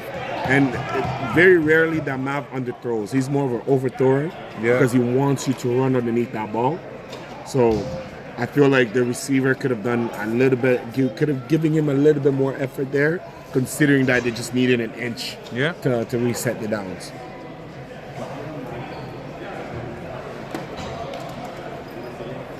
All right, so we see that defense led by Sam Decker and Antoine Sadler. With Mr. Gilmore, number 8. And Mr. Filipios as the safety, number 0. All right, he keeps it again. That's the same play we saw in the beginning.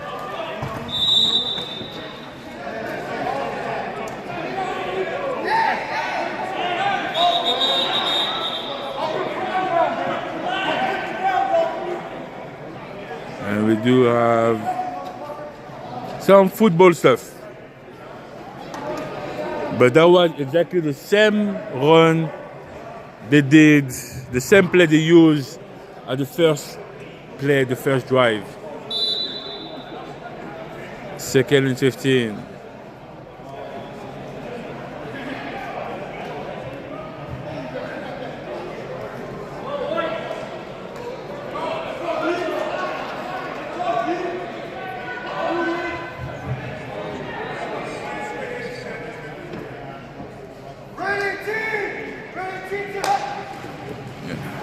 Quick pass to the outside, and that's going to be stopped as he touched the sideline. 3rd and 3rd and 11 for the Knights.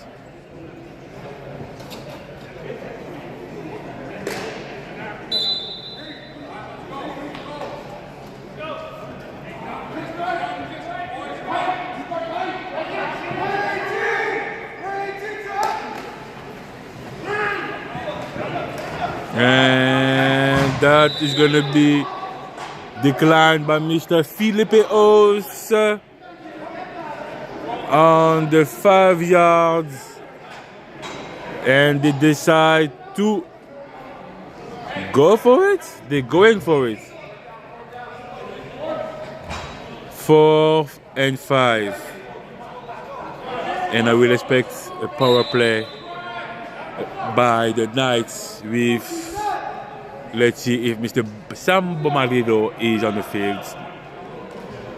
Yes, it is. Mr. Samba Marido X on the field. Mr. Klein, Ramsey. Good snap.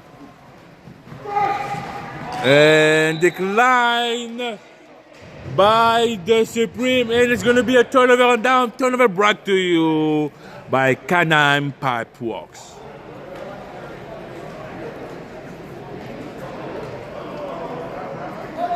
And this is a really good position for the Supreme to try to add more points. The score right now 7-0 for the Supreme. The time 12 minutes and 30 seconds in this first half.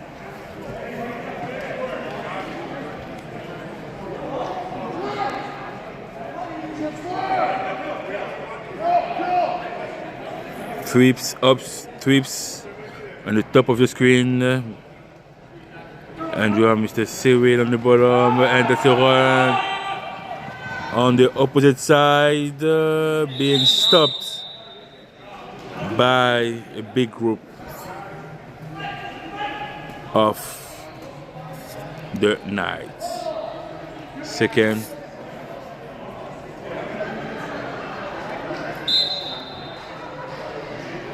and 21.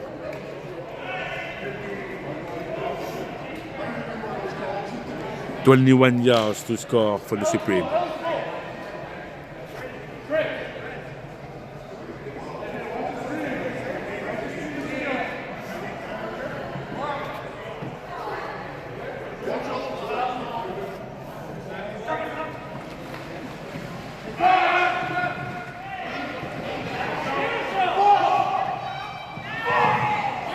And wow, what a play! What a play! What a play! What a touchdown!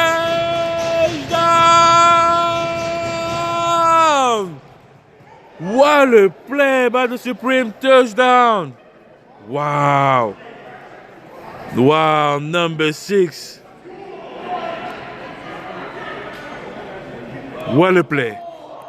What a catch and what a run to score!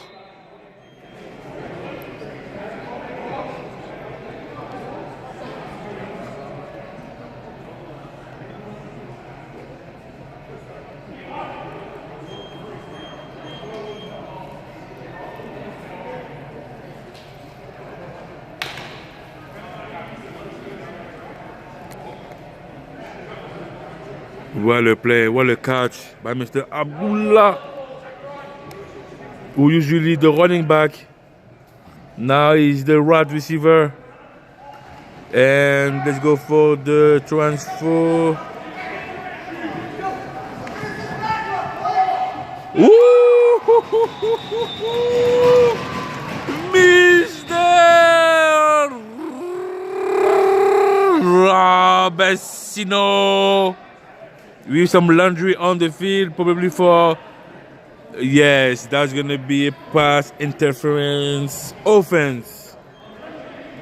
And you can tell that the Supreme team is having fun out there.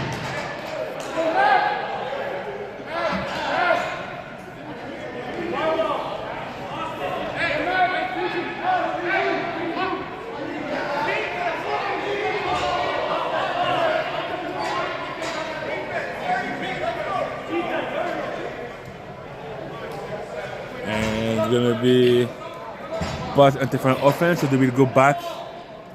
They will go back down the field, still on the conversion.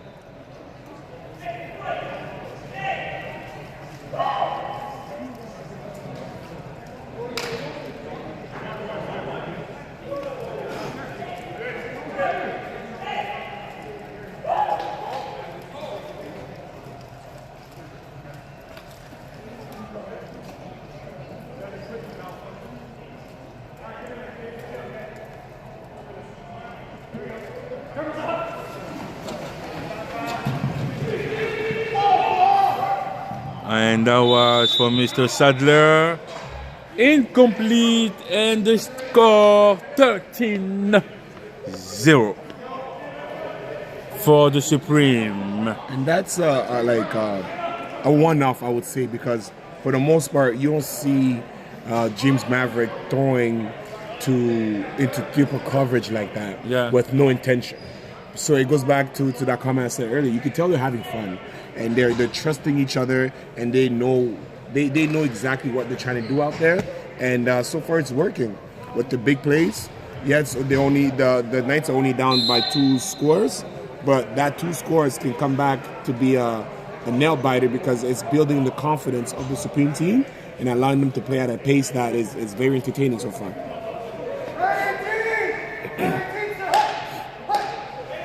Good snap. He holds on to it, passes high, and good defense by number 4. Incomplete. Mr. That was,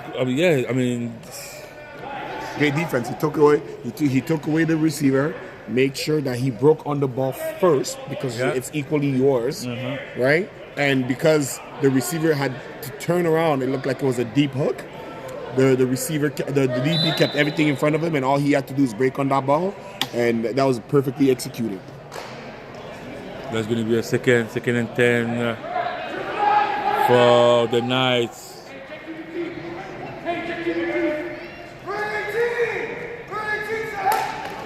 And little bad snap, he bubbles it, and he recovers it. And that's the thing. When you fumble that ball, it bounces. The football has a weird way to bounce. Yeah. Right? And if you're not quick on it and there's a bad snap or you're looking away as you're catching, oftentimes this is what's going to happen, right? But I like the pace that the Knights are playing. It's just unfortunate that it doesn't showcase in points. I like the energy of both games so far. This being the more entertaining one. Again, Mr. Filipeos! Mr. Filipeos! Georgie Filipeos! Hey. With the interception. George is a very IQ player. Wow. A very IQ player who knows where to be, isn't scared to hit, but oftentimes is underrated with his hands. He has some experience in receiving. I mean, he used to play with receiver. Yeah, he has receiver experience. So his hands are very underrated. And me, I'm not surprised. And that is a turnover brought to you by Madonna Engineering. Wow, Mr. Georgie Filipeos, number 0. All right, let's see what kind of exciting play the Supreme team is going to do now. With quarterback James Mavericks having all his toys. Mr. Abdullah is there. Mr. Robsino is there. Mr. 11. Look at that pocket. They will not let anyone go through. They will not let anyone go through that easily. He barely gets sacked. I think he's probably the less sacked quarterback in the league. I would have to take the start. He's yeah. up there. He's up there. Yeah. He's definitely up there because he doesn't take a lot of sack. Yeah. He knows when to get rid of the ball. Exactly. But definitely. Yeah, I think he's up there for the least sacked quarterback because, again, this O-line always buys in pockets and he's not rushed, right? No. Second and 16. And as I talk about a sack, there he goes, and it's the horse collar. No, there's no. Oh yeah, horse collar. Oh, Mr. Bombarito, that's unfortunate. Horse collar. That is unfortunate. That was close. And wow.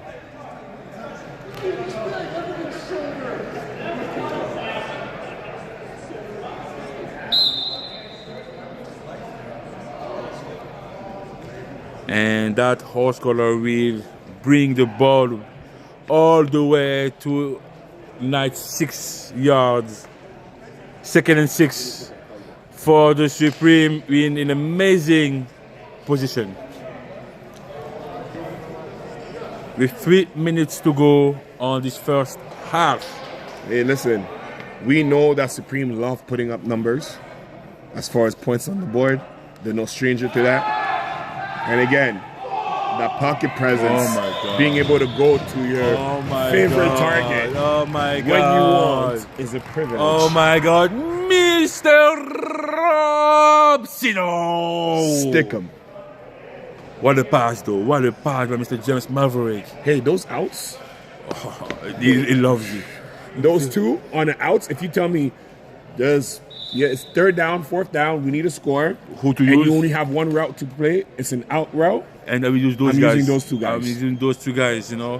Like we saw it last year a lot with his squad using Teddy Newell. Yep. Doing that a lot. But Robsino. These two guys? Robsino. Wow, come on. And let's go for the and that's gonna be he Mr. catches it, even though it's a low pass. Sadler. He is not in. He's not in. He is not in. And he is not in. Wow, Mr. Sadler. And he's staying on the ground. No, that was close. Yeah, that was close. He needed to reach before the contact was finished the ball to be able to reach it. I think he lost momentum of the ball. The ball was super low. It was super low. Yeah. Right, but still, he tried to break the tackle. As you're breaking the tackle, you need to reach for it, so that way your momentum can be dragging you forward. But again, we see a big stop by the Knights, being able to hold them, but it's a little too late because Supreme still got the touchdown and are building a huge lead. Wow. 19-0 at half. I mean, again, don't sleep on the Supreme. This is a very, very talented team. Wow, I love that. Good run. I actually love that. That was a wow. Good call, good run. Wow. Okay. Good call, good run. Okay, number 26. Okay. What a play. Good call, good run. I would go to something like that again. Yeah. Right? Or maybe go back to that quarterback keep run. Yeah. And then on 3rd down, maybe go for a passing play. But again, I would try to draw in that defense as much as possible. But we see the bounce snaps. And that's recovered by number 44. 44, Mr. Tyler Dickers. Getting the ball back in an amazing position with 49 seconds to go for Mr. James Maverick to score and to add more points on it. This is a zam. Wow. I mean, again, there's no pressure. They can play safe and let the clock running. But knowing those guys, they will try to score at least one more time.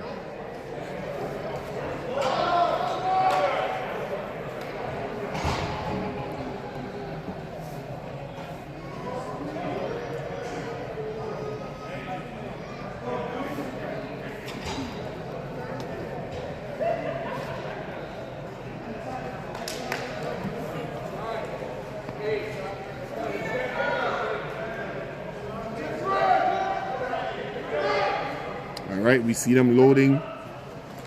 Trips. Incomplete. Incomplete. A little bit too outside for Mr. Robertsino to be able to catch it. Again, what's the route? Quick out. Quick out. I mean, that was a little bit. I would say like a good corner because he went down the end zone. But I mean, again, something like Mr. Sino loves corners, quick out, or like a good slant, or maybe zig. He loves this type of play. No snap. Quarterback has time. Mr. Abdullah, number 6. Mr. Abdullah, number 6. Is that Minka right there? No.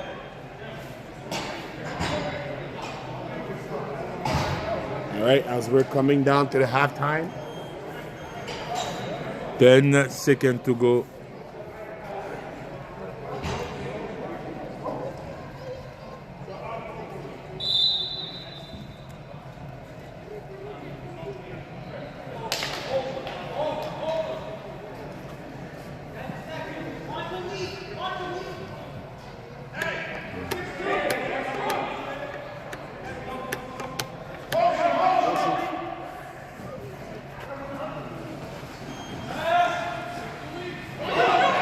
And a little bit too low. And this might be the last play of the half. Fourth. So we can almost guarantee that they're definitely going to look to score here. And most likely will score.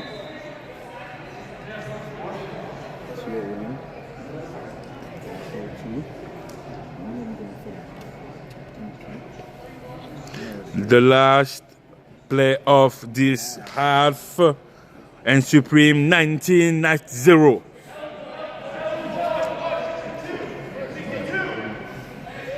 And we will have the pleasure to have the player of the game 1 for the East squad after that play. Whoa!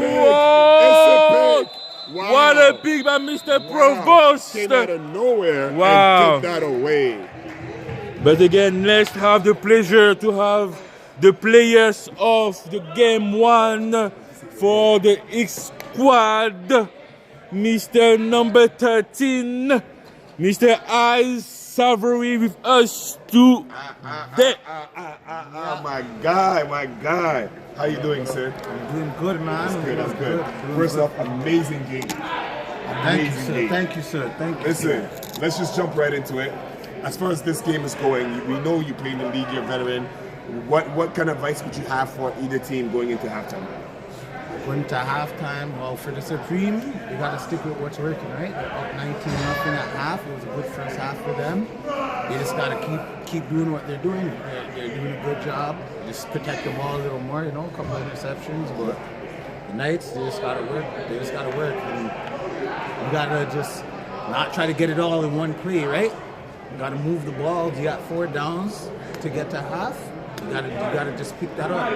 Gotta average out 10, 15 yards a play, you're good. Hey, that's not championship pedigree right there. So if you want some note, take it. Because it's funny you say that. We see how they started with that big play on the very first play, and they're just trying to eat everything in on one play. So thank you for that advice. So now let's talk about your game. Again, was there any? What did that game mean to you? Well, we unfortunately our quarterback Kyrie Sam not with us today because unfortunately his father passed to cancer this week. So love and support.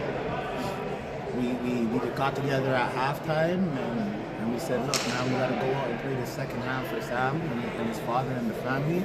So it was a real emotional game, like I know what it's like for me and my father. I lost mine, so we're just trying to support Sam, trying to be there for him, and we just went on and said, yo, we gotta do this, So yeah, shout out to you, Sam. All the love and prayer goes to your family, and I think it's you played it exactly with that, with emotion, with the motivation, and I think you'll be proud of that. Again, couldn't help but notice the motion you're playing with, the speed you're playing with. It's almost as if you have something to prove. Was there any extra motivation? Was there any vendetta against the Axolotls? Can you talk to us about what was going on into your Honestly, your brain? I'm gonna say it. Right? I'm not in the top rankings, so I do have some to prove. I need my name up there, you know. Year 1, I have a defensive award, and year 2, I have an offense. I need that league award. Okay. So I'm out here trying to show. No, I'm not only on the defense. Yeah. I'm not only on the defense. I'm on the offense. I could get into that receiver. I could get into that running back. I could get into that quarterback. So I'm just have to show my versatility and go hard. Like every game, I have to play like it's my last. You know what I'm saying? 100%. I prepared in a different way, say a little faster, a little more speed. A few weeks ago, the first time we played the Supreme, I injured my right knee.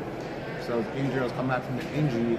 I actually got challenged by Coach McBride, a defensive coach, to do a 100-hour water-only fast. Okay. So I did that.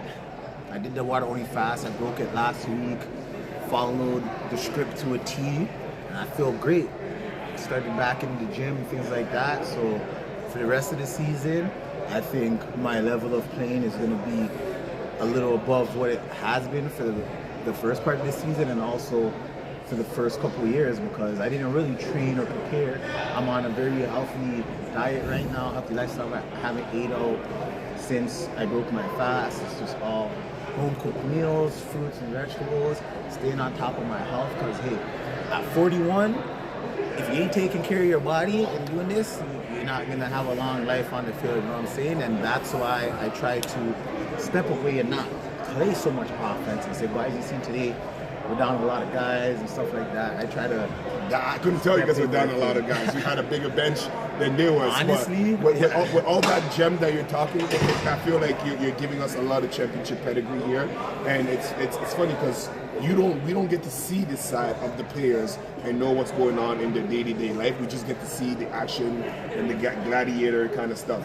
So thank you for sharing that. Thank you for letting us know a little peek behind the hit squad curtains. So now you said you're gearing up towards playoff. You're feeling amazing. You mentioned your age.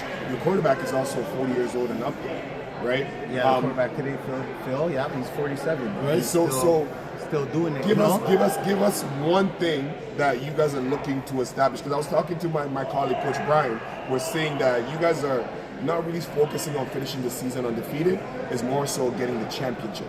Does that matter, or is it you know what, I'm feeling better, my body's good, let me prove to everybody, the league, my teammates, and everybody else on notice that I'm that guy and we are that team.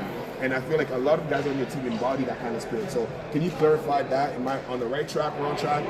Personally on the right track, and as a team, we set goals at the beginning of the season, right? And one of those goals were to go undefeated from the beginning of the season. So it's not important at that. Like if we lose, like yeah, we lost. But our mentality and our goal is domination, prepare, and get at it. But as you just heard, our quarterback has been dealing with personal issues and things. So I think where we're lacking is that chemistry. Practices, getting together as a team. We haven't done that yet.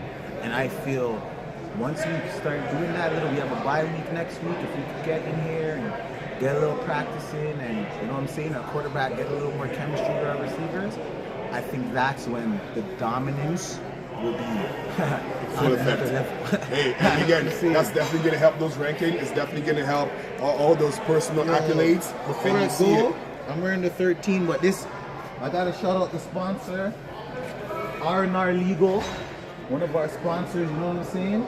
Shout out R&R Legal. All the sponsors that sponsors our team this year, all of our players, you know, we just going hard. It's a God first thing, and that's what it is, man. The hit squad. Hey, we appreciate you. 7-0. We appreciate you, and I hope that I see your name in the MVP votings. Yes, after sir. this game, you definitely got my vote. All right, we appreciate you. Thanks a lot, man. Yes, you already know. So we're going into the second half, getting ready with the Supreme starting with the ball. And again, to everybody at home who got a chance to tune in, that is a little nugget of what it takes to be a champion in this league. He's a veteran player who's played all over Canada as far as university ball, semi-pro and whatnot, and you see him shining here in this league. And again, he owned it himself as far as a slow start.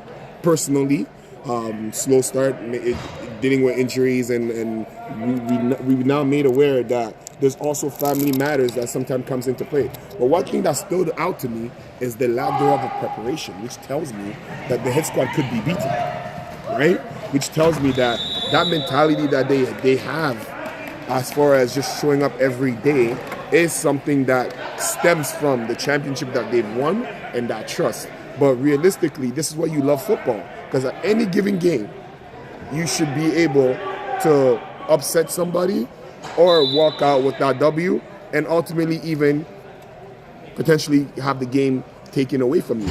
So I love that interview, from being able to take care of your body to being able to focus mentally and ultimately from what it takes on the field to dominate. That one of my favorite players. He's definitely climbing up the ranks in my opinion. What do you think? I mean, it was a very inspiring interview.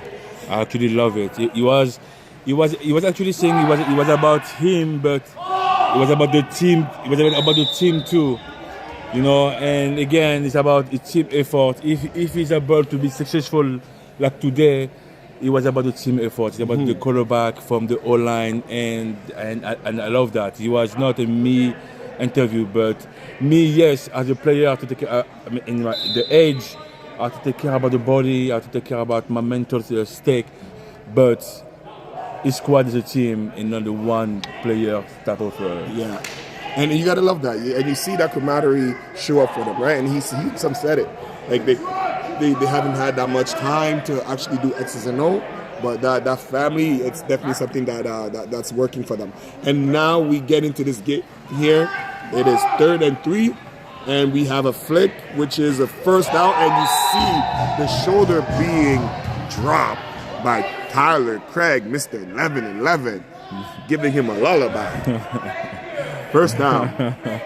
It's like he never left. It's like he never left. Like he never left. And again, like you saw it, the first play of the first drive of the second half. What a run by Mr. Minka Abdullah. Outside run on from the Jets. And now we're going to first and 22 for the Supreme.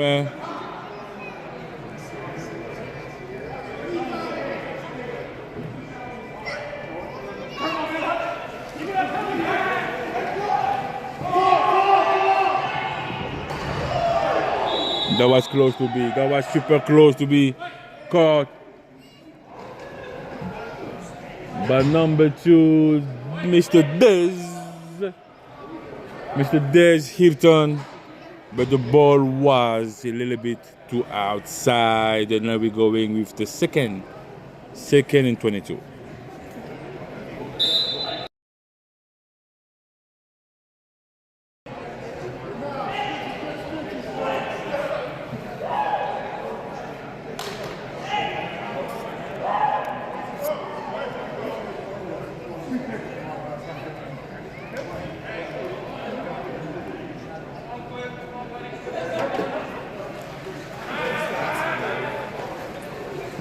And it's going to be a pass again. Hey, what a pick! What a pick! Oh my God, he's going. He's going. Mr. Prevost. Mr. Nick Prevost, number 2. And maybe that's one of the many reasons why in the rankings, wow, his name was mentioned. Wow. Because again, we know what he can do on offense. The second one. But on defense, he's even more dangerous. That's the second pick of the night for him. He's almost guaranteed one a night. Wow. Mr. Nick Prevost. What a play.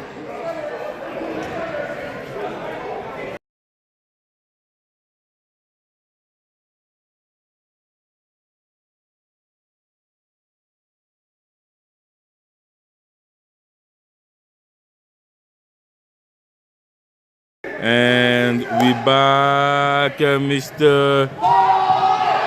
He's open. Oh my God! Touchdown! Mr. Nick Primo!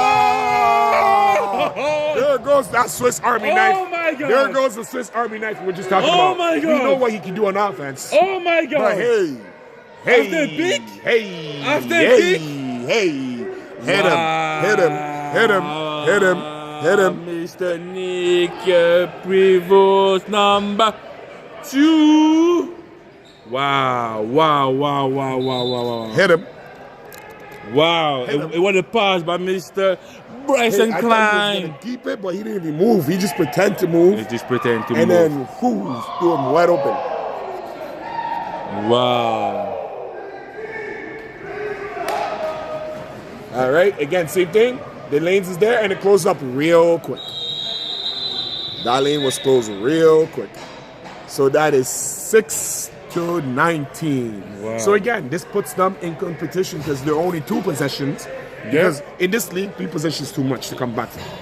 It's way too much. But Time would bite, but 2 is possible. doable. Yeah. 2 is doable because again, on defense you can get lucky. Not to say that it's lucky to get a turnover. I'm saying lucky to get a turnover and score. Right? So you can get lucky in that aspect. Yeah. But then you have to make sure you capitalize on momentum. So this is a crucial down and series for the Knights defense right here to be able to get some. Not only a turnover, but to be able to get some points would go a long way. If you can force a safety. Oof. If you And can start a force- half, If you can force, yeah. that would be good. Or to even take the 2 points at To this be point. close, yeah, to be closer, to have 8. I mean, again, it's football, everything is possible. And that's why you love it.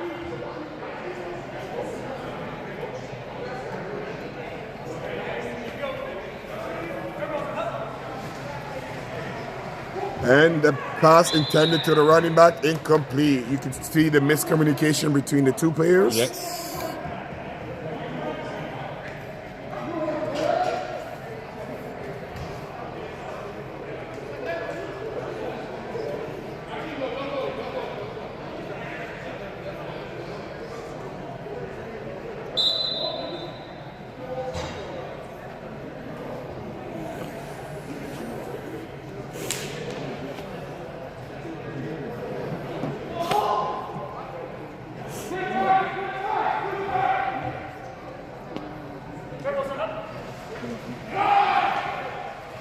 And we see those quick passes by the veteran. Gain of about 10 yards, 3rd and 15.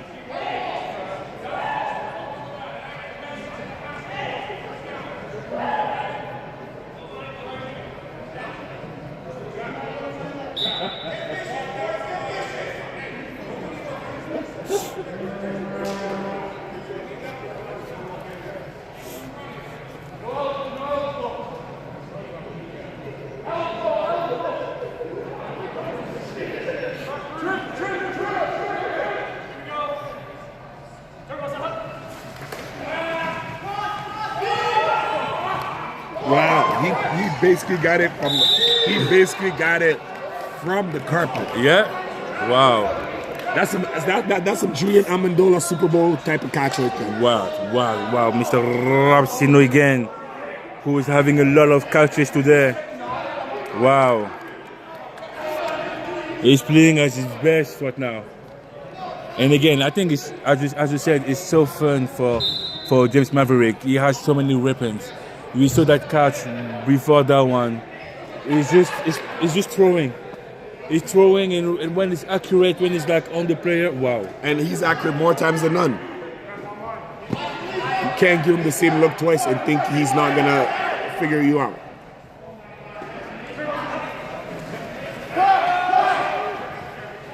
Avoids the pressure, climbs up, and now we see that deceptive speed and good tackle. Like, did you see how he moved into his pocket though?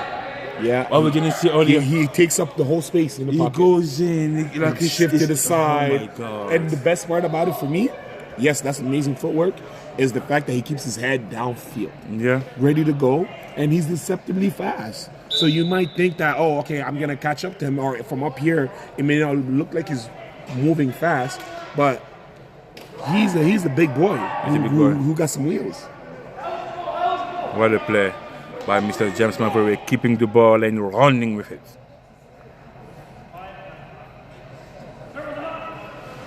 Okay, it's going to be a pass. He's looking for... And touchdown.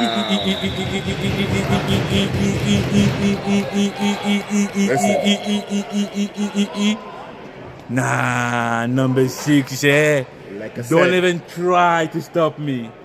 3 possession Wow. is a lot to climb from. Wow. And you could tell, I said this very early, you could tell they're having fun out there, right? They're not breaking a sweat, and it's just like, okay, your turn, your turn, your turn. Wow. And they're almost playing like hot potato.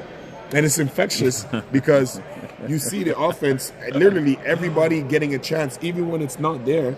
That's why James Maverick can throw it in the double coverage, triple coverage, because he knows, okay, I'll come back to you after, and you will make the catch. Mm-hmm.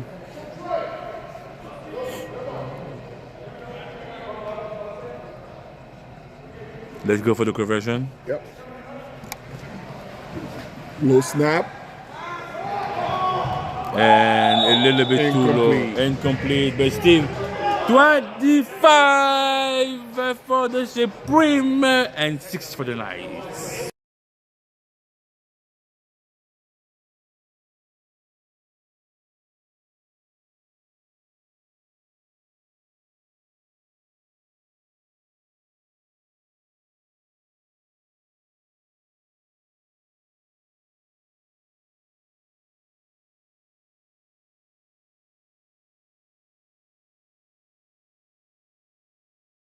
And now we're going back for the Knights.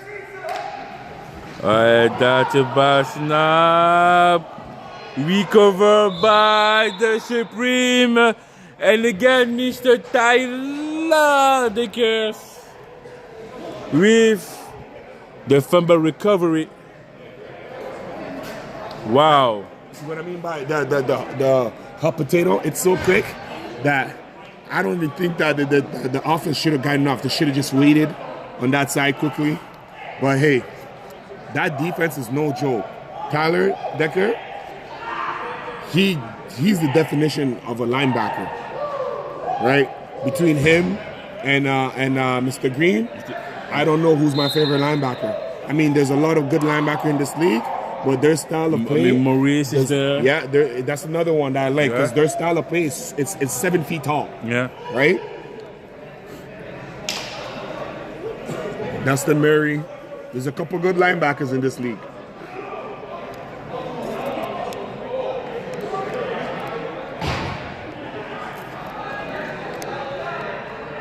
All right, we see them coming out in that split.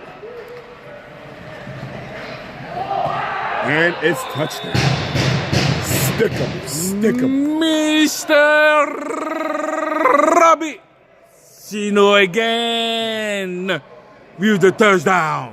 He said the extra point was too low, so let me just catch a touchdown because it's worth more. Wow. I mean, what a game so far. At this point, I'm not surprised. Those two guys, there should be some kind of rule between them because that chemistry is second to none. James Maverick can find him with like closing his eyes. That's what I mean. There should be some kind of, looking back there, just chilling, and a little too late. A little too late, too central. But again, 31-6 for the Supreme right now with 15 minutes to go. And I think we can say it's a game. It's game. Not that the Knights can't come back and score, but the time to come back from a 3 possession or more in this league is almost impossible. You need to score back to back. Exactly. You need to score back to back. And that's a lot of pressure on your offense to be able to score that quick in a game that already happened so quick. Yeah. And we see their best player, Nick Privis, on the side, which making them a little bit more one-dimensional. Take away Bryson Klein, and we should be able to be good. No, he's on the field. My apologies. We see him lined up in the slot. And they bring the extra tight end to give him more time. He avoids 1 tackle, 2 tackles, and gain of 1. So even with the extra tackle, I find that you got to be able to slow it down a little bit and allow your own linemen to find work. Because once the ball gets snapped, if you're a quarterback and you're just moving back there and they're not aware, in all fairness, Bryson Klein is a running back. So he's used to being able to find holes and move and more and less about patience and then cut it, right? Exactly. But he's doing a hell of a job right now. He just has to be a little bit more patient and allow his O-linemen to trust them to find work, which would then make it easier for him. Do you imagine if like Nolan was still up there with them, having Bryson as a running back, Nick, Mr. Bombardino, like they have players. Unfortunately, injuries. That is incomplete. Incomplete. The pass, it was forward. They're down. 30-24. 14 minutes to go on the second game of the evening. GTIFL Week 10 Knights vs Supreme 31-6.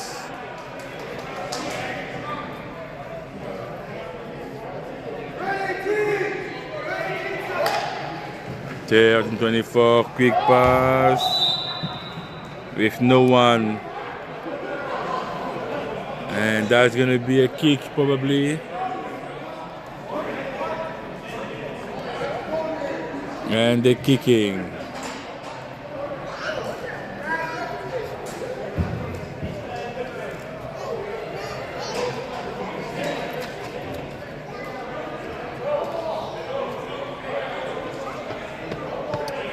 What an exciting game. So the Knights came out firing. Well, it seems like after that first play, their spark kind of lit out and they became firecrackers instead of bazookas. I mean, again, it was an amazing first drive for the Knights, but in this type of game, you have to capitalize on momentums. You have to use the momentums. And I think that not scoring on that drive kind of stalled what they wanted to do this game here. Ooh. And that's the kind of sound we love to hear up here. And they're both safe. An amazing run by Mr. Serial. Way to come down here, number 13. 2nd and 5.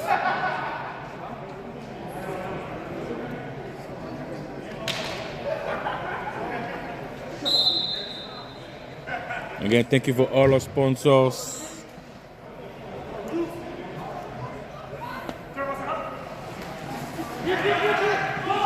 First down. What a catch by Mr. Abdullah.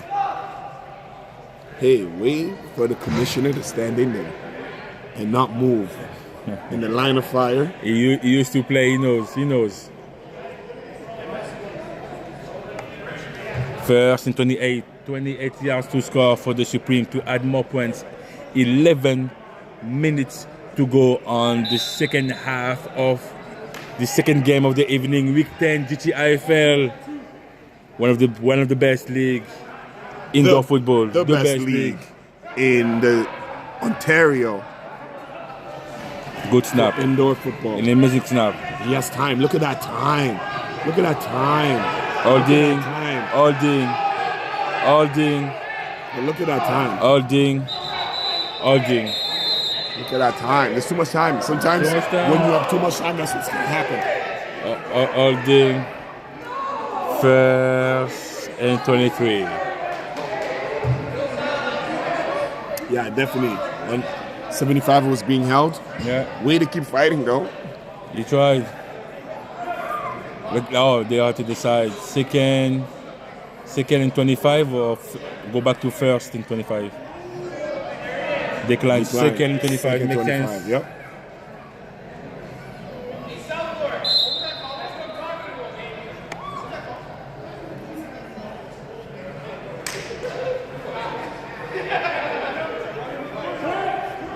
All right, so we see the Supreme team coming into a trip at the bottom of your screen. We see James Mavericks having time. Pass again intended to number 9, Des Hilton. Incomplete. Third down.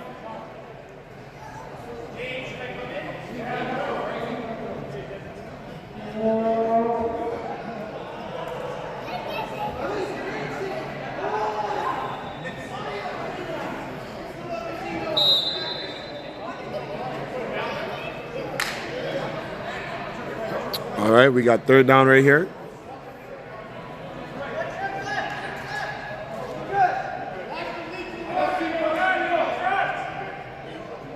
Trips at the top of the screen. You can tell they want to go deep. And ball intended to Robsino, incomplete. Fourth down, and they're punting it.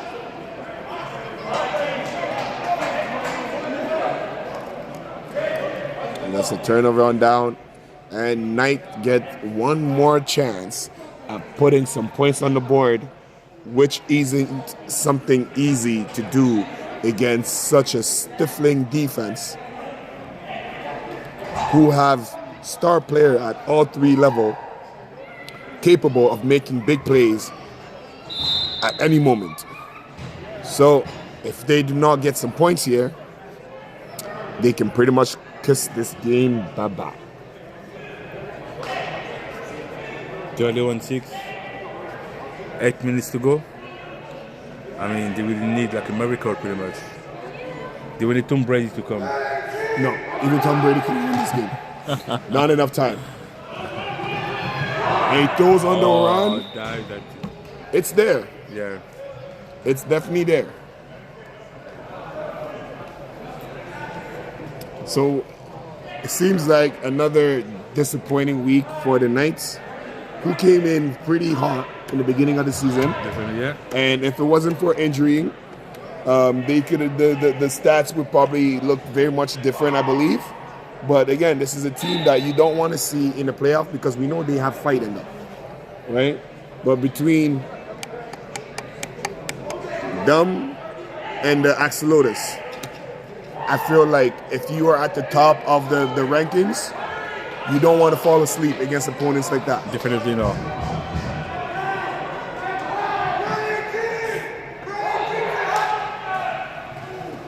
All right, and they're going to the big boy, and no.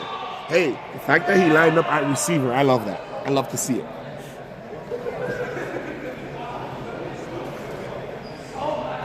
Austin is used to having his hands in the dirt instead of having them up high to make the catch. Actually.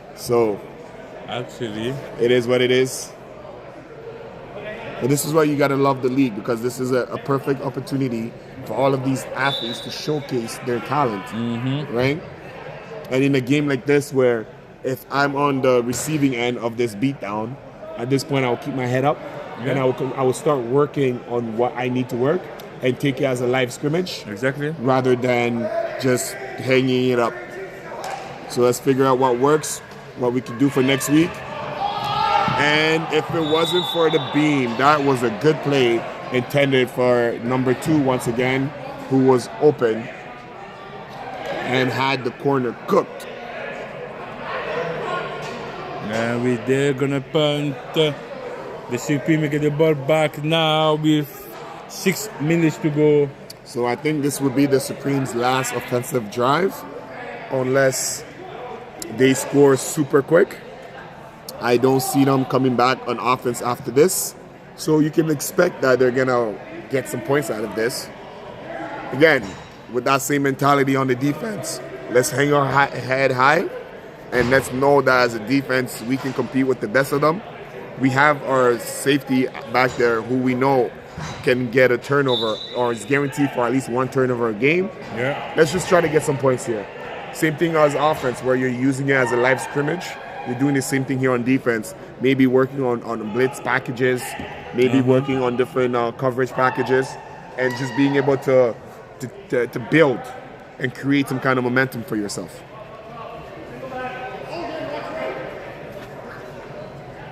So we see the signals being called in. The Snap is good. He has time, and he's going deep to one of his favorite target, 11-11, which is incomplete. Incomplete. Wow, that was close. Oh my days. That was close. Oh my That was close. days. You see, he's not scared. Oh He wants my all the smoke. days. He wants all the smoke. He wants to remind the league that he too, meaning James Maverick, is an MVP contender. Oh my days. And considering what he means to his team, it's for sure that he's an MVP on his team. But he's definitely having some fun out there. Power rankings should be interesting this week.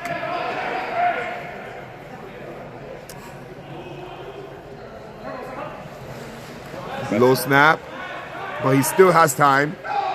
Dancing around, gets out of the pocket, and now he has committed pass and he's moving. And there's that deceptive speed I was telling you about, where it looks like he's moving at a slow pace, but easier said than done as far as go and bring him down then. First down. Brought to you by Copper Inc. First and 25 for the Supreme. 3 minutes and 45 seconds to go. 31-6.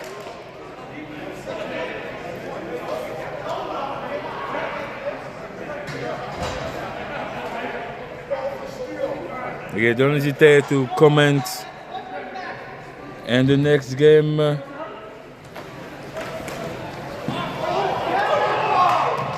Wide open. Wide open. Wow, Hey, I guess if it works, you keep going to it, right? that's it. Again, thank you to all of our fans in attendance and online all over the world. We appreciate your support, your time, and your loyalty to us. As we start to wrap up Week 10 in the GTIFL, let's start talking about next week, Week 11, where we're going to have the Longhorns versus the Thunders. So what can we expect from that game, Coach? I mean, again, number 2 against number 4. An amazing game. We're trying to get close to the playoff. The ranking are pretty set, what I already said. So it's about making sure that we're good, we stay healthy for both teams, trying to keep all the energy, keep all the players healthy to start with the playoffs parts of the league. I mean, again, it's for the Longhorns, it's about having a statement. Yes, we're number 2 right now, but don't sleep on us. So we will go like harder and harder. For the Thunder, it's about, for sure, having a win right now. It can get over and take the number 3 in the ranking from the Supreme. So I would say the Thunder has more to lose, I would say, in that game. I wouldn't really approach it like that, Coach, from honest with you. Because I feel like exactly more so on the more to win, where you want to separate yourself from the Supreme. We kind of know who is the top team, hit squad, and then everybody else, right? So for that secondary spot, which we know is to be the Supreme team, we've seen the new kids on the block, aka the Longhorns, come and snatch that away. Yeah. So we know those 2 spots, for the most part, is pretty much set. So now it's a matter of climbing that rank. So it's not so much about having more to lose. Right now, you are already in a favorable position because the Supreme needed this win to be able to contend for that 3rd spot. So if you win tomorrow versus a legitimate team, not only does it secure you for that 3rd spot going into the weeks to end, it also allows you to be able to set yourself up for the last game of the season, which would be against these very Supreme. So I think they have everything to win here, and they have to take it like that and bring that approach. Which leads me to the next game with the Knights facing the Axolotls, who we saw also taking a pretty bad beat down. What are we looking to get out of that game? What can we expect? I mean, the Knights, Axolotls, is pretty much what we're going to be on the playoff. So that's going to be maybe... I mean, what can you expect? I know we can expect hard play. They're gonna bring everything they have, but is it now? I think it's more about making sure that stay healthy, and prepare for the playoff. Try to put in place a playbook. We saw the Knights today having a new kind of plays. Try to make sure the place is working in a situation. So Wow. And we see the running back making sure he picks up the blitz for his quarterback, which was amazing pickup by Tyler Craig. So sticking to that last game with Axolotls and the Knights, I think that game, if I was them, I want to challenge both teams for let's call it the basement bowl, in a sense where which team is going to show up with enough pride to showcase the skills level that they have in their team, which does not necessarily reflect on the scoreboard and the rankings, right? Because both teams have a lot of talent. Both teams are finding themselves at the bottom of the standings because, for the most part, they're struggling in the same ways where they're not able to put it together for the full game. So whichever team can do that is almost guaranteed that it's going to come out with a W. But how they do it is where it's interesting. We have the Knights who are stacked with bodies and the Axolotls who are short on bodies. And we almost see another pick right here by Tyler Decker, and the pass intended to the open receiver who had no idea was coming for him. But again, just to wrap it up on next week's matchup, I think that game between the two Knights and the Thunder might be the most exciting game for next week, because exactly what is at stake versus that first game where it's more of a matter of a separation. Neither team kind of need it. It's only beneficiary going into the playoff. Yeah. I think that second game, both teams need it. And for that, it's only gonna be that much more exciting. So I hope that more people are in the stands or ultimately online, and they're telling their friend to tell a friend to tell a family member. So we see the last play coming down right here with Bryson Klein getting a couple of yards. And it's going to be the last play, and it's over. So we have the Supreme Team with 37, the Knights with 6. Because in Canada, we can't end the clock after a play was done, so they get the last play, which we can expect either a kneel down or probably a Hail Mary.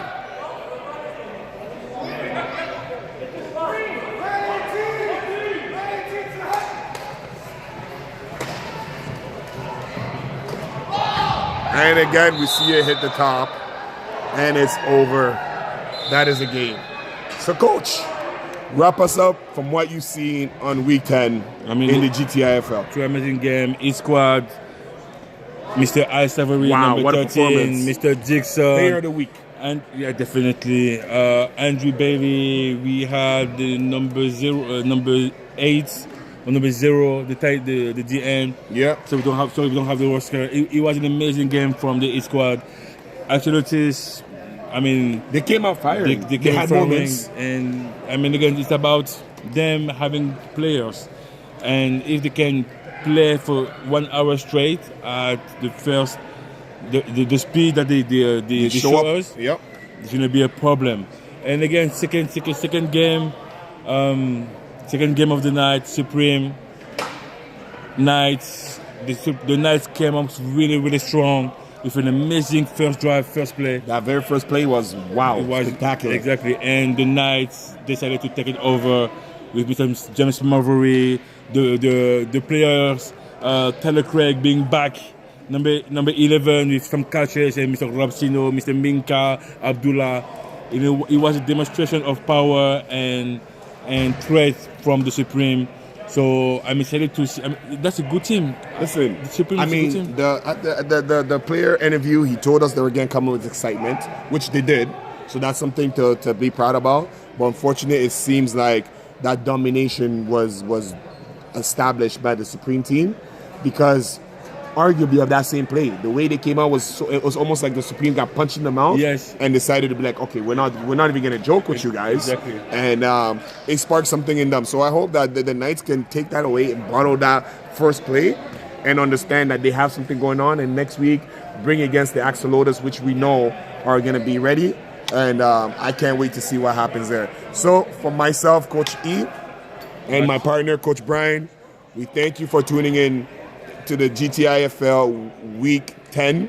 We have 2 more weeks until the playoffs, We thank all of our sponsors, Cooper Inc., Access Storage, Madonna Engineering, Mavericks Group of Contractors. We thank all of our fans, Ken M. We thank all of our fans across the world in attendance and at home. And your boy, Coach E, signing out. Peace.